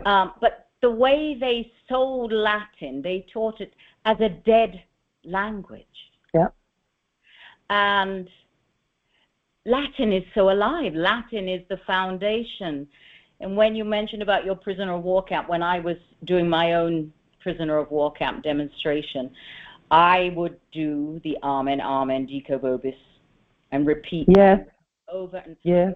I'm telling you, it was very clear that's not a dead language, because all of those people in those uniforms, those subjects, were absolutely terrified by the sound of it. Yeah. They were terrified. Yeah. So they know in their spirit also the power and the ancientness. I mean, everything we state is ancient because we are ancient. Yeah. We are the source.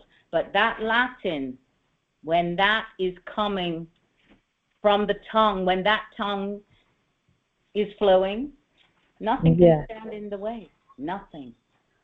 And that spell in particular, Amen Dico Vobis, Que Cum Que Sumus Brisis, that spell right there is in it. That's what Unum Sanctum is all about. The Unum Sanctum papal bull that that is part of the 40 documents, by the way. Correct. Yes. That Unum Sanctum is what fake policy enforcers were acting on. So that in itself, as you state that's why coming from one whom they felt they had down, that's coming from, they didn't know where to turn. It's a key. It's a key. And it's not theirs. It was made clear to them at that point that the key, it's not ours. The power is not ours. I had explained this previously as well during my POW as I was as they were taking the handcuffs off, because they had to. I released myself, so they had to obey. Mm-hmm. And the whole time I was doing the court action, and whenever I said Ego Sum Pauline Denise Ritchie, I said Ego Sum Pauline Denise Ritchie. One of the policy enforcers did like this. She said, as if to say, we got her, because she's saying that name. But as soon as I started saying in capitis diminution nolo, in red ink, in propria personas, she was like, she looked down at the ground. Her eyes got real big. She looked down at the ground like, oh, we're in trouble. And they had to let me. They know. Yep. Those spells are powerful. And I did it for 10 days straight now. Mm-hmm. Just like it says in Revelations, they'll hold you in jail for 10 days, and then you'll come out. Yep. Yeah. It worked like a charm. Just the concept. Sorry. I was just going to say that, the demonstrations were necessary so we would know even though we know, but the remembering, because it was very clear, everything that we did, every action, the proof was right there. We were writing, creating the proof as we were demonstrating. I yield. Justice Kansu. Can you say that spell in its natural language? So I want to hear it so that I could record it and keep saying it over. You want me to say it in English or Latin? In Latin. I know what it is in English already, but in Latin. Amendico vobis, quae cum que sumus veritas super terram erunt ligata et in quello, et quae cum que sumus sol veritas super terram erunt soluto et in quello. If you will to see that in Latin, you can Google, here, I'll pull it up, the Latin Vulgate. Latin Vulgate. Here, my computer, the Latin Vulgate. Can I ask a question real quick? Sure. You remember pig Latin? Yes. Yes. I do. Again, still had people speaking in them languages that are okay, here's the Latin Vulgate. The Latin Vulgate Bible. And then you can go to, let's see, Matthew, I believe it's chapter 14, verse 16.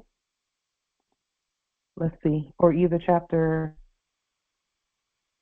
nope, it's chapter 16. Let me go back. Let me just find it really quickly.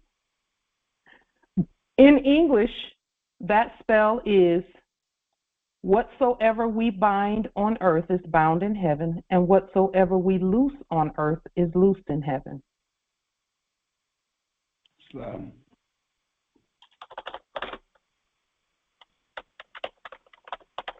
And that's found in two separate places, 2 or 3 separate places in the Bible. Excuse me, is the meeting back open again? Or is it still locked? We can open it up again. It's open. It's long. Matthew 18 and chapter 18, verse 18 through 20. Truly I tell you, whatever you bind on earth will be bound in heaven. Whatsoever, and truly I tell you, whatever you bind on earth will be bound in heaven, and whatever you loose on earth will be loosed in heaven. And then when you pull that up, Matthew the 18th chapter, 18 and 20 in the Latin Vulgate, it's also in another place in 18. Here it is. This is the spell right. Here's the spell right here. Let me just put that up on the screen. And we edited this when we say it. We say sumus veritas instead of allega veritas. Sumus veritas means we instead of, or it means we or all of us together. Whereas allega veritas is like Allah one, like the one God. Allega veritas just means one. Amendico vobis, quae cum que allega veritas super terram erunt ligata et in quello, et quae cum que sol veritas super terram erunt soluta et in quello. This is the spell in writing. Thank you. You are welcome. We've been we were inspired to state that early on. It wasn't until after we did the study on Unum Sanctum. Yes, Empress Aisha, it is only 40 documents. It's like 40-something documents, 40, 41, 42, depending. The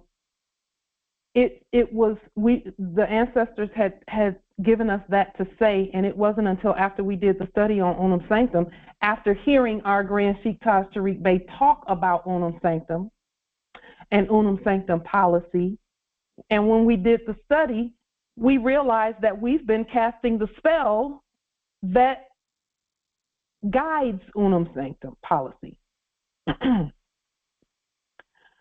So there's where that spell came from, and we edited it somewhat so that we could make it for our own purposes and our own Islam. It's on there. It's at the footer of every document in red. If you go to the link on Google Drive, on Empress Light's Google Drive, you can bring up any of the documents in red. And between Egosum and the seals, it's in the micro fine print. You can just highlight it and make it bigger, blow it up, and it's there for you in the proper restated statement. Yes, I forgot that I made it really small print at the bottom of all, because they always say, pay attention to the fine print. Because the bold giveth, and they said in enactment, the bold giveth and the fine taketh away. But in our case, everything gives, and we take away if we desire to. Yeah, Islam, indeed. So with that being stated, language is so important. It's so important. I just want to state, too, quickly, as we move to our final, anyway, I don't mean final. Cabal statements have prose syntax such as move X to Y. In other words, the movement of the ones and zeros and the X's and Y's in the banking programming, it will move all the debtor language out and put creditor language in. It's in the coding. So we looked at the coding, the internal revenue coding, revenue coding, and we restated that coding because we're the real internal revenue. And we restated it so that all of our accounts, no matter what the account is creditor, has the creditor coding, and then we gave the codes for that. We put them in the document. That's one of the 40 documents that we sent for banking. Islam, the meeting is open for those who are willing to come in. Now, Islam Empress. I'm thinking when I'm saying the Lord's Prayer, if we are the gods, then shouldn't we be saying that changes should be made with us instead of saying on earth? We should be saying within ourselves. When we say on earth, we are saying ourselves. Okay. Because nothing is on earth unless we put it there. Okay. Yeah. That's some great thinking, Empress, though. Islam. There is another Lord's Prayer, right? There's an original one that's the Amharic language one, and it doesn't go like the way the Christians do it. It's a totally different one than that. I've seen it. Yeah, much to that we are gods. Yes. Would you be able to find that and put it out so that we can get it, please? I think if you Google the original Lord's Prayer, it should come up. The original or the ancient Lord's Prayer. Okay. It should come up. Everyone knows we're the gods. Everyone knows that. When they tell stories about the gods coming from the heavens and mating with the women at earth, that's still us. Either one is still us. We were here. We've been here since time immemorial, and more of us. Let us go down and make a man in our image. A man is a people. A man is a people. The Genesis 1 is that we were both. We were going to make gods from heaven. We're going to be gods on earth. That's all we did. We said, as above, so below. We're the gods in heaven, now we're the gods at earth. Okay. Period. Got it. Yeah. So, having stated that, and speaking of Christianity, the decolonization of our land is in full swing. It's already complete, actually. Some don't see it yet, but you will.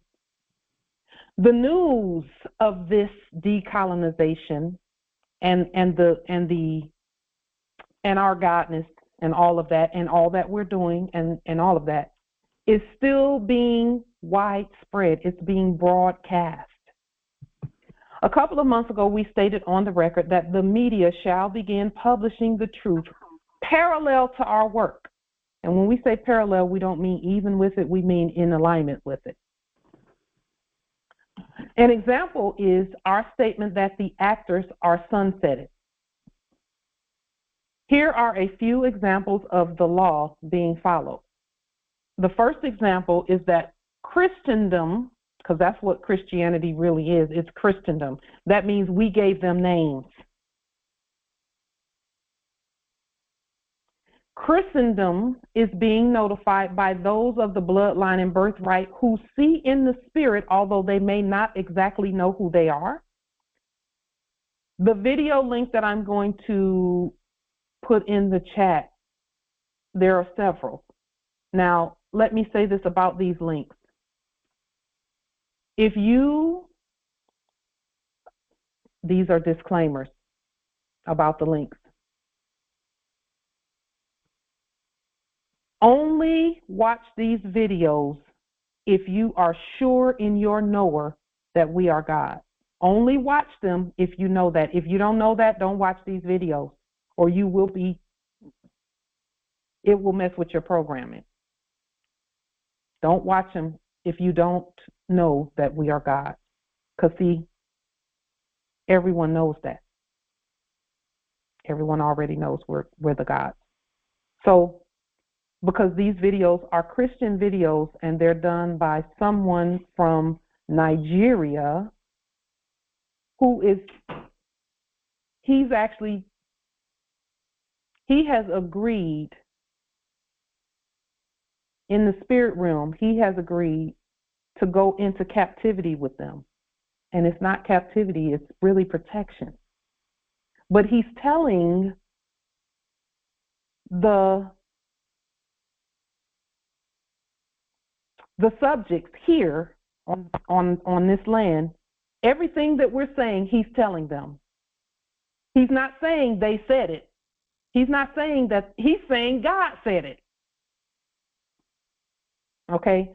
Things like, and I'll just let you, I'll just put the link in the chat and you can watch what's happening. The first link is this one.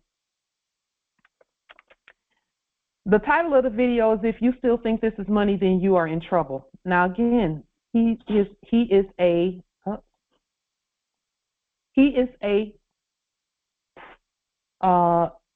acting as a prophet in the Christian church. So let me put this link here.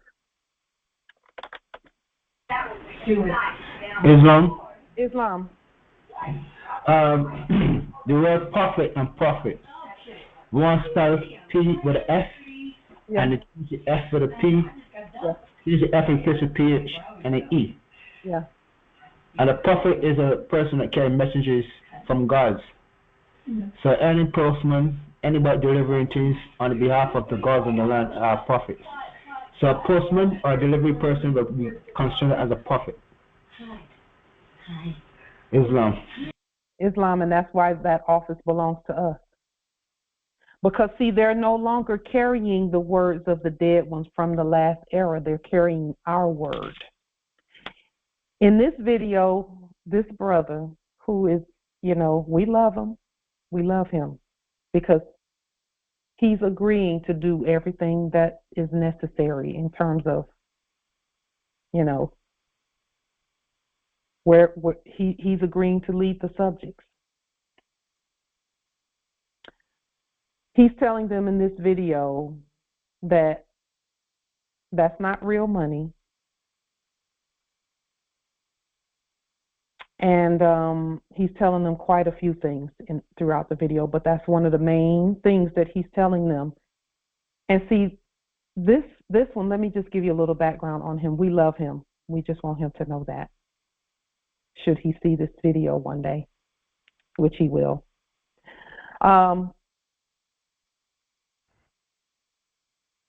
When he came here from Nigeria,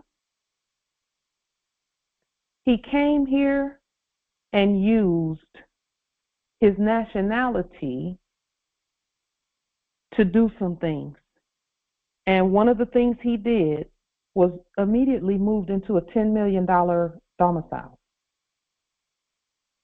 using that previous enacted system, but knowing he knew who he was.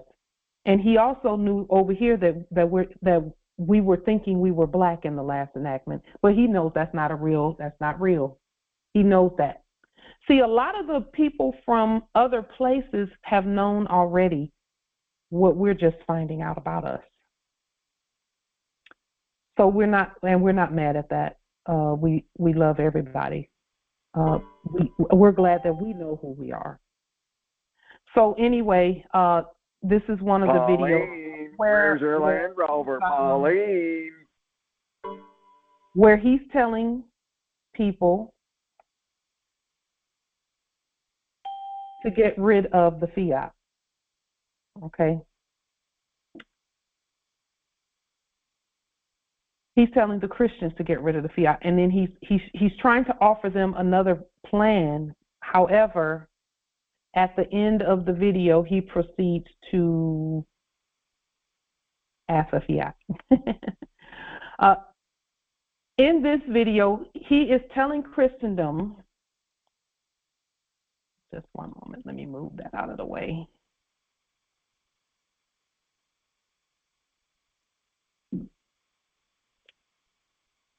Let me move that out of the way. Yep, you got to go. He's telling Chrystendome exactly what has already happened regarding our capitalism. Our capitalism. See, capitalism was the mechanism by which the enactment of someone else being the heirs to everything was done. It was through capitalism. Dead capitalism. And that is why our fiduciary document is so important. And that's why our ancient English is so important. And that's why the 40 documents are so important. Because within those 40 documents, there are several documents that state in no uncertain terms that we know who we are, that we're the fiduciaries and we're the sovereigns for everything that has to do with us. We're not sovereign citizens because that doesn't exist. Doesn't exist. We are sovereigns. And we are the sovereign nation. So then there is another video. Did I put it in the chat? Just a moment. Let me make sure. Yeah, I put it in there. And then this is another video by the same one. And in this video, he's literally agreeing to go into captivity with the subjects. He's telling them that a captivity is coming. He says it's already here. He even said that in 2020 it started. Now remember what we did in 2019 and 2018 and 2017 in preparation for what's happening. Do not watch these videos if you don't know who you are. If you don't know that you're the God in the video. So the God he's talking about is us. And he's speaking to Chrystendome. And he's speaking straight out of the spirit realm to assist them. Which is something we were wondering how that was going to get done. Not really wondering, but we're just so grateful that he's agreed to do the work. And here's the link to the other video. We don't have to do it. It's already being done by those that look just like us, of the bloodline and birthright, that's seeing in the spirit realm. Because this transition that we have provoked or activated of all wealth being ours is a process. It's a process. And if you don't know what side of that process you're on, it's going to mess with you. You're going to be fearful if you don't know. But because you all already know who you are, that's the only reason we feel comfortable enough to put these links out here. We consider this Congress highly competent,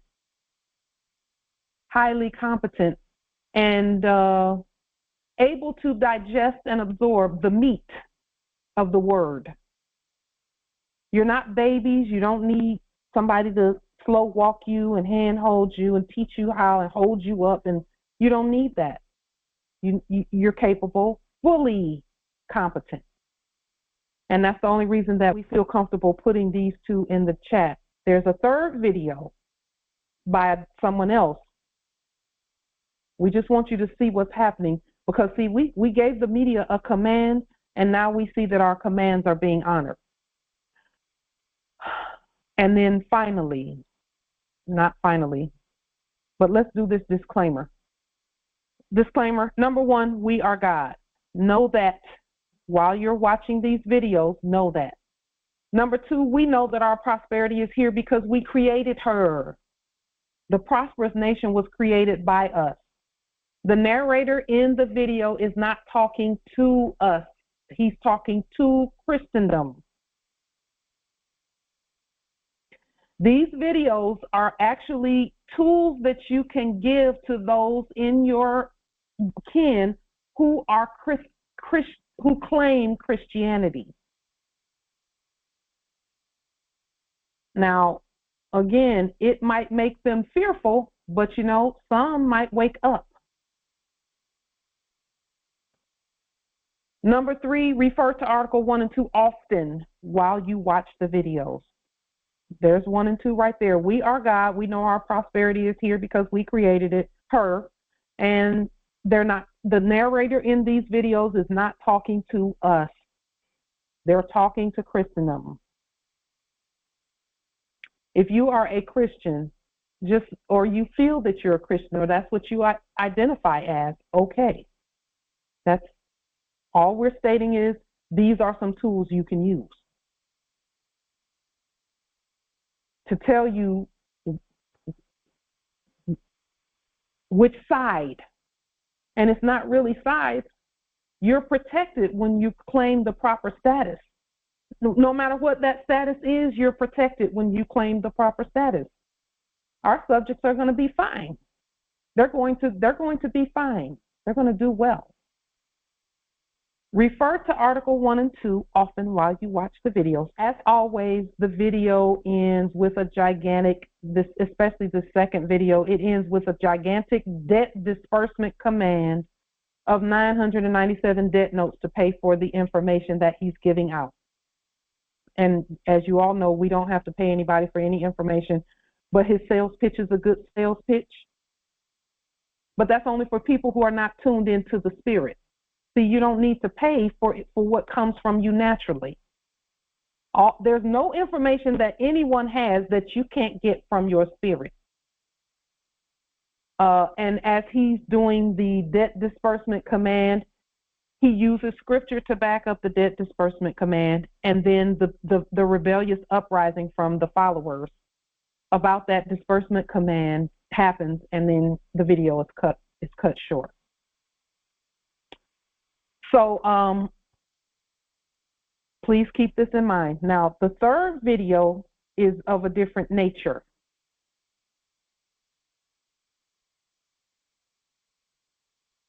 We chartered all of our counties and county courts, as you all are aware of. We did all of that. In an unrelated, quote-unquote, story in the Funny Mirror, all 3,300 something actors that were acting as sheriffs were called to D.C. and fired last week in their enactment. All 330 something, 3,000 something. They were told they have no quote unquote federal covering and none of that. And so consequently, in all of their videos that they've been talking about this event, they're not wearing uniforms because that's not who they are. And even when they went to D.C., the actor that was previously acting as president and vice president would not meet with them. The only one who met with them was an actor acting as head of the F.B.I.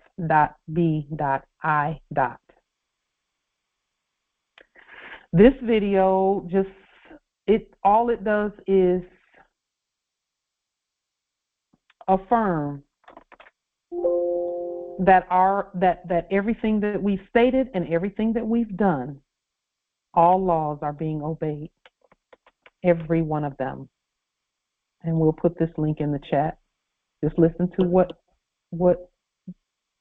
he's stating, or not stating, what he's saying in the video about. He's telling people, he's warning people, persons rather, not people, because he's not talking to us. We're the people. He's warning persons that they don't have any real protection and no real that they're fair game, basically. Islam, Empress. That video is the same as the second one you put in the chat. Okay, just one moment. Thank you. Islam. Yes. Justice Nathan and I, we watched the snippet on Instagram, and he enacted being upset about the acting president and the acting vice president now coming to the, whatever ceremony they, did, whatever, to make their, enactment and so on and so forth. I found it interesting that, they were saying what they were saying concerning the sheriffs and such, is because we've been doing our documentations as we've been stating. The documents saying that the Moors are the sheriffs. Yes. And we are, like you said earlier, the Constitution that we state isn't even the same Constitution that they were saying, and using and whatever else they were enacting. Theirs is not even a Constitution. That's the thing about all of this, is they were actors. It's not even, it's not even. The offices, though, those are our offices, and they're Sharifian offices, and the Muftis offices. Yeah, the ones that created. Yes. Yeah. And so they all got called, quote unquote, called there in the enactment and told that they don't have any. That is an enactment of no trust between them, no trust, and no trust between the people and those actors acting. Oh yeah, and the acting police commissioners was called there too. All of them, yeah. The ones that were previously doing business as chiefs of police, they all met here. Up in somewhere up there, met. There's no trust. There's no money. They don't have any money. They don't have any trust. They never did have any money or trust. But see, again, for us. All that means is that we're just, for us, we're the government. Period. Been that. We're the sheriffs. We're the police. All of that. We're the real companies. We're the military. We're peacekeepers. And even that word military, it just means the word military had two L's in it initially. Not one, two. And our ancestors had mills where they produced things, like a cotton mill and a mill where they harvest beans and then they package them up and get them out to the public. And each mill would create their money.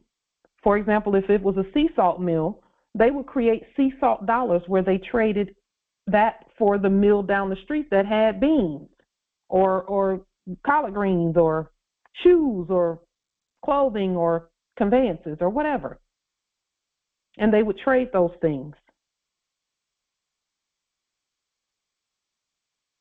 So that's what a military was initially. It was for business. It was for commerce. We are our military, and we have no enemies. We have no enemies. So those that were running around talking about we're at war, no, we're not. No, we're not at war. We're not at war. Truth has no adversary. That part, and then also the office of sheriff at New York is an interesting office because the office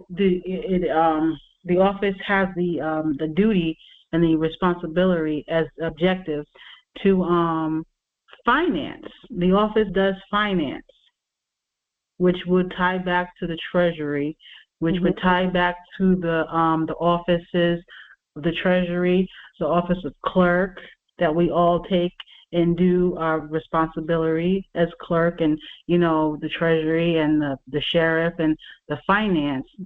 So that's huge, and they publicly they didn't try to hide that part either, which is the command that it has to be on the public record for all to know. So Islam. This is, putting stuff on the public record, even that part. Some were saying that stuff shouldn't be on the public record. Y'all shouldn't put that stuff out on YouTube.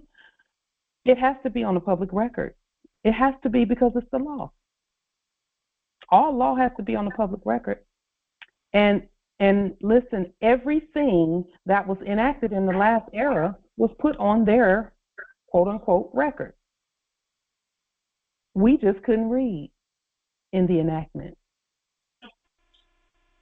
Now we know how to read. Islam, Empress. And to follow this train of thought is that the Vatican, or the office of the Vatican, was the one pulling all these strings, right? That was the head of that body. Yeah. And so we are enacting our just sanguinis as the divine gods on the land. And as we keep on exercising our jurisdiction here, yes, we're taking back our office as the prophets. Yes. And like smoke, the rest is just clearing away, right? It's like everything's being refined, and energy of great purity is rising. Yes, and the gold is setting a high vibration that is changing everything. Yes, right. And so I keep my eye on that. I know when I sent out my Unum Sanctum, I restated some of it because it is a ritual. Yeah. I know. All these spells are. Yeah. And there's a lot of work and a lot of thought that they have put into examining us over time to see how to press buttons for us. So it was really important for us to take back our sacred nature, our innocence, our purity of heart, our throne, and all of our articles of office that goes with that. Yes. As the Trinity that we are. They're all seeing, all knowing, all being. Right? So I deliberately restated that because I realized that this is going to be the key that holds everything else in place. It's going to be the stone that sets on the earth and holds everything else. Yes. So I affirm. Empress, I'm so beautiful glad time that you see the magnitude, because I hear in your words, in your holy words, the magnitude of what's really happening. And I so appreciate that, because it's a gift to be able to see that the whole earth is being uplifted by what we're doing. I'm just grateful that you can see and articulate that, because that's really important. Islam. And to continue on, I just realized that,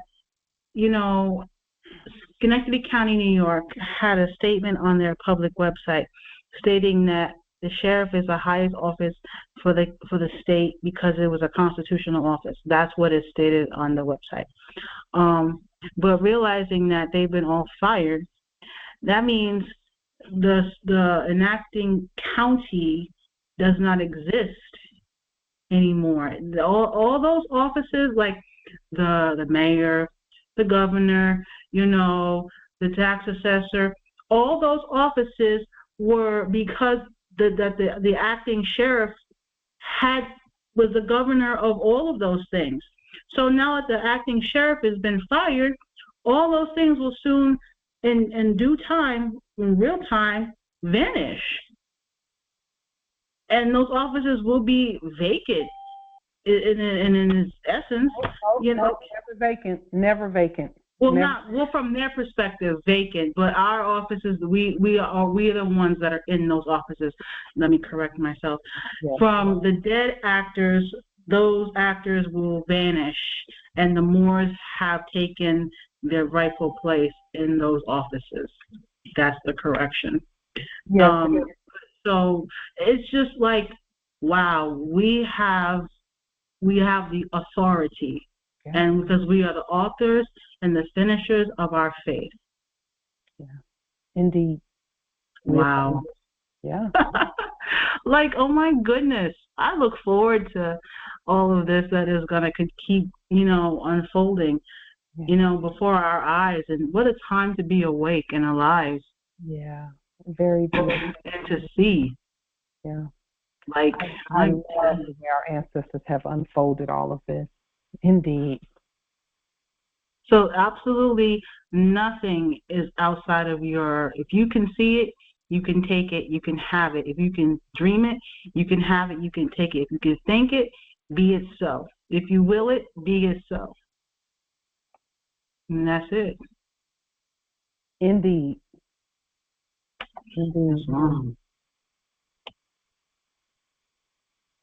Justice Earl. Then where's your free conveyance, Angel Bay? Where's your free conveyance, Angel Bay, you dumb cunt? Justice Earl is saying something about Mike not transmitting. Yes, the word is will.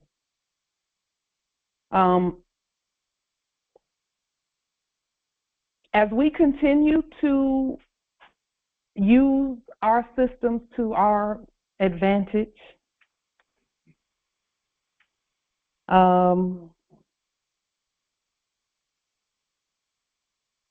again, it's a formula. The formula is always the same.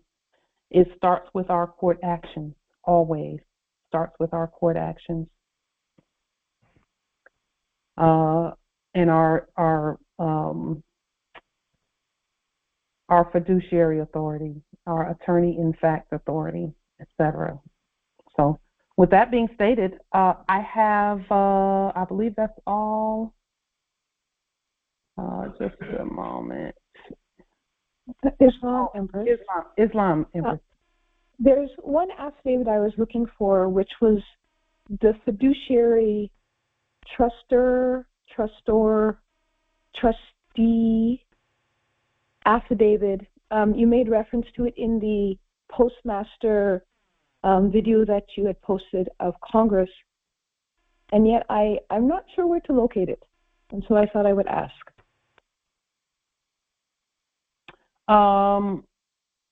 The document for postmaster? It's a fiduciary affidavit. Yeah. Right, where I sense that it states all the like letters, numbers, Right? Yes. Yes. It's in those 40 documents, I believe. And the link to the 40 documents. Can someone put the link to the 40 documents in the chat that are under each video? So there is a fiduciary document in the 40 links, but it speaks more to the nature of color. So it restates our name in black, in red, in blue, in purple. Yeah. There is a statement in there that says that it lists the alphabet and it also lists the numbers as well, stating that we're in charge of all of that. Okay. So I need to look for another version. Okay. I need to look for another version because the one I had didn't have that as part of it. So maybe I had an earlier version of that affidavit. And I will look again. You may have there is one or two sentences in there that state that, you know, it lists the alphabet, and then it also lists the numbers, and it says all signs, sounds, sigils, numbers, letters, regardless of whether they're capitalized or not. That's what's on our fiduciary document as well as the colors of the letters. I give thanks. The link is in the chat, Islam. Thank you, Empress. Islam. Did you say that the minister on the videos, he's from Nigeria?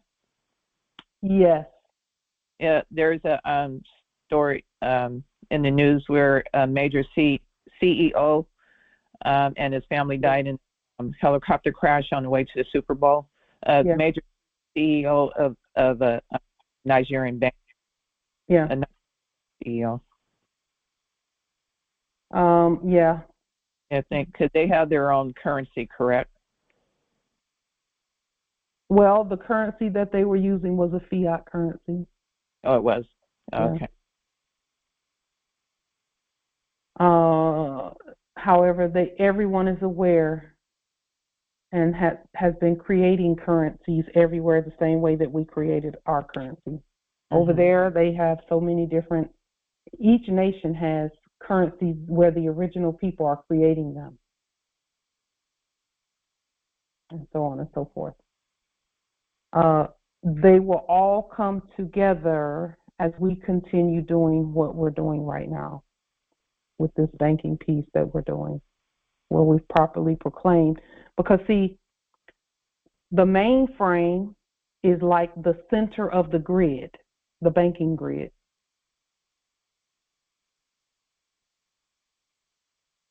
And everything else at Earth is connected to it by ley lines. Everything else is connected to it by ley lines. That's ancient. The mainframe that's referred to, that all the languages are attached to, and really it's not all the languages, it's actually just the ancient languages that are attached to the mainframe. The ancient languages that are attached to that mainframe make it so that anyone, any nations, anyone who speaks in the proper diction can access that mainframe. But no one knows the proper diction except us. No one knows that it's ancient English except us. We know that.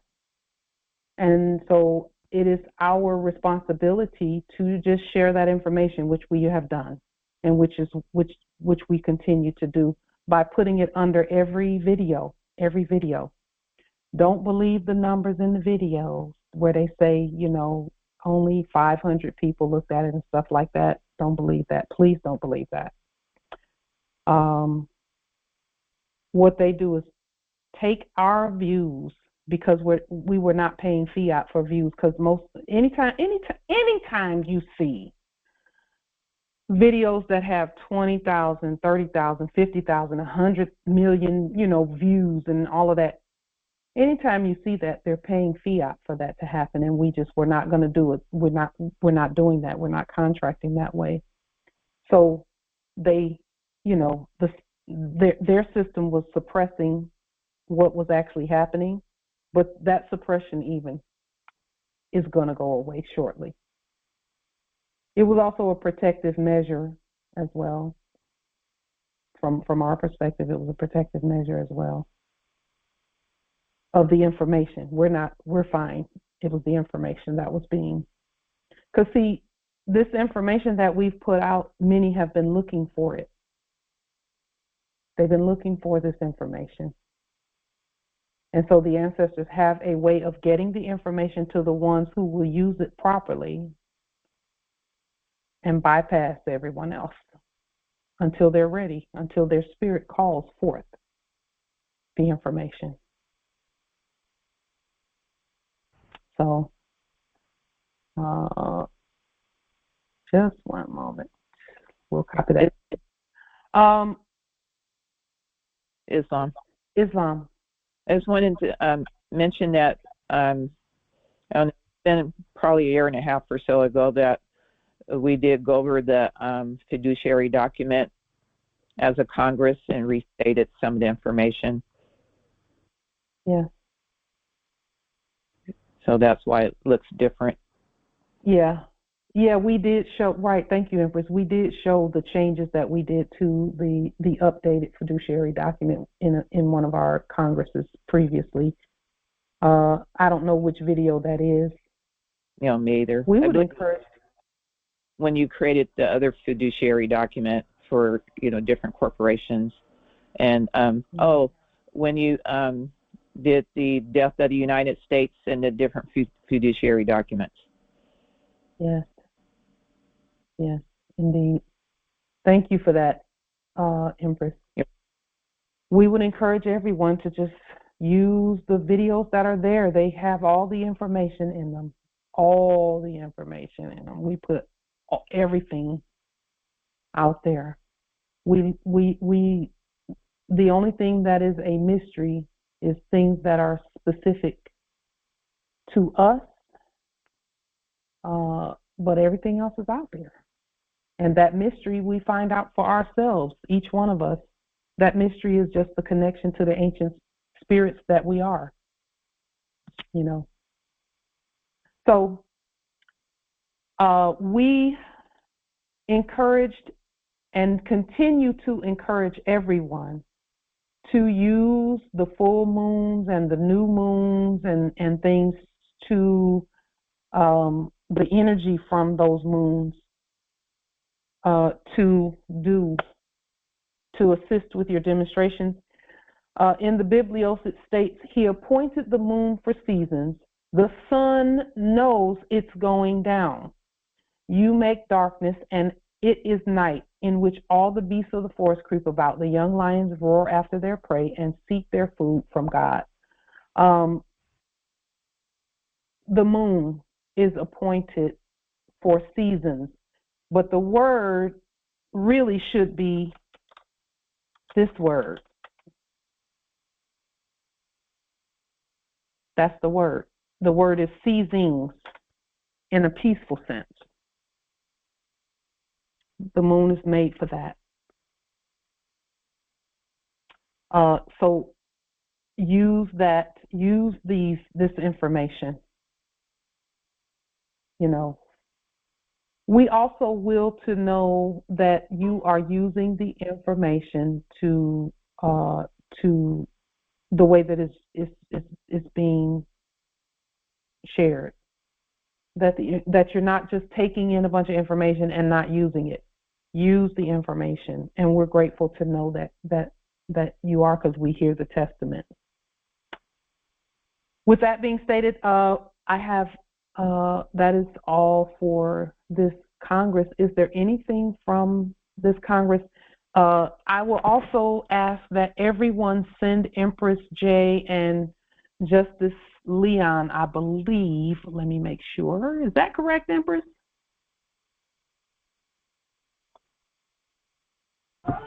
Yes, that is correct. Correct.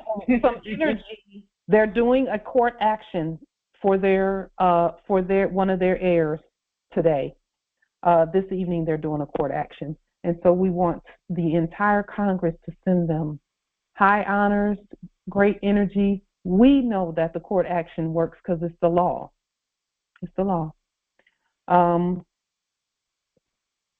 And we send you all the honor, the energy, and everything that has to do with what you're doing. We affirm your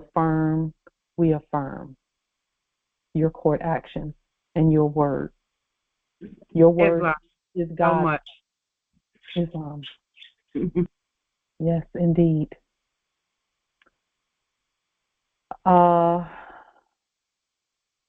Is there anything else? They are doing a court action this evening. Empress, do you will to put the court action information in the chat? And those who will to attend can attend Yes. if you choose to. If you choose. Yes, Empress, I do. Islam. Yes, Islam. With that being stated, is there anything further from this amazing Congress?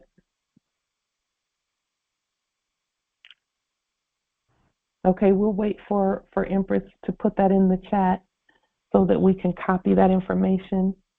And then we will adjourn until Thursday.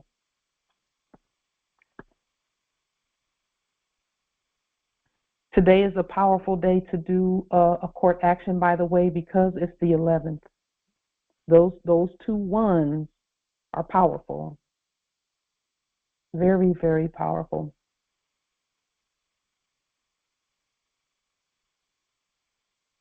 Empress, did you want to put the information in the chat?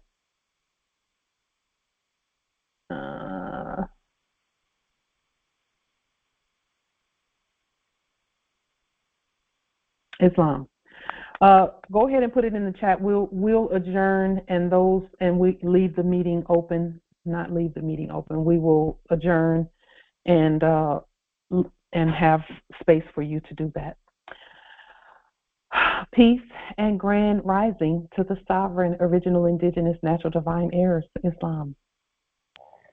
Peace and grand rising. Grand rising. Peace and grand rising. Islam.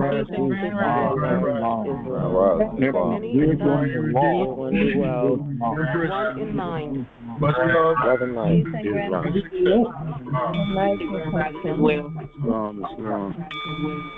Peace and love and thanksgiving.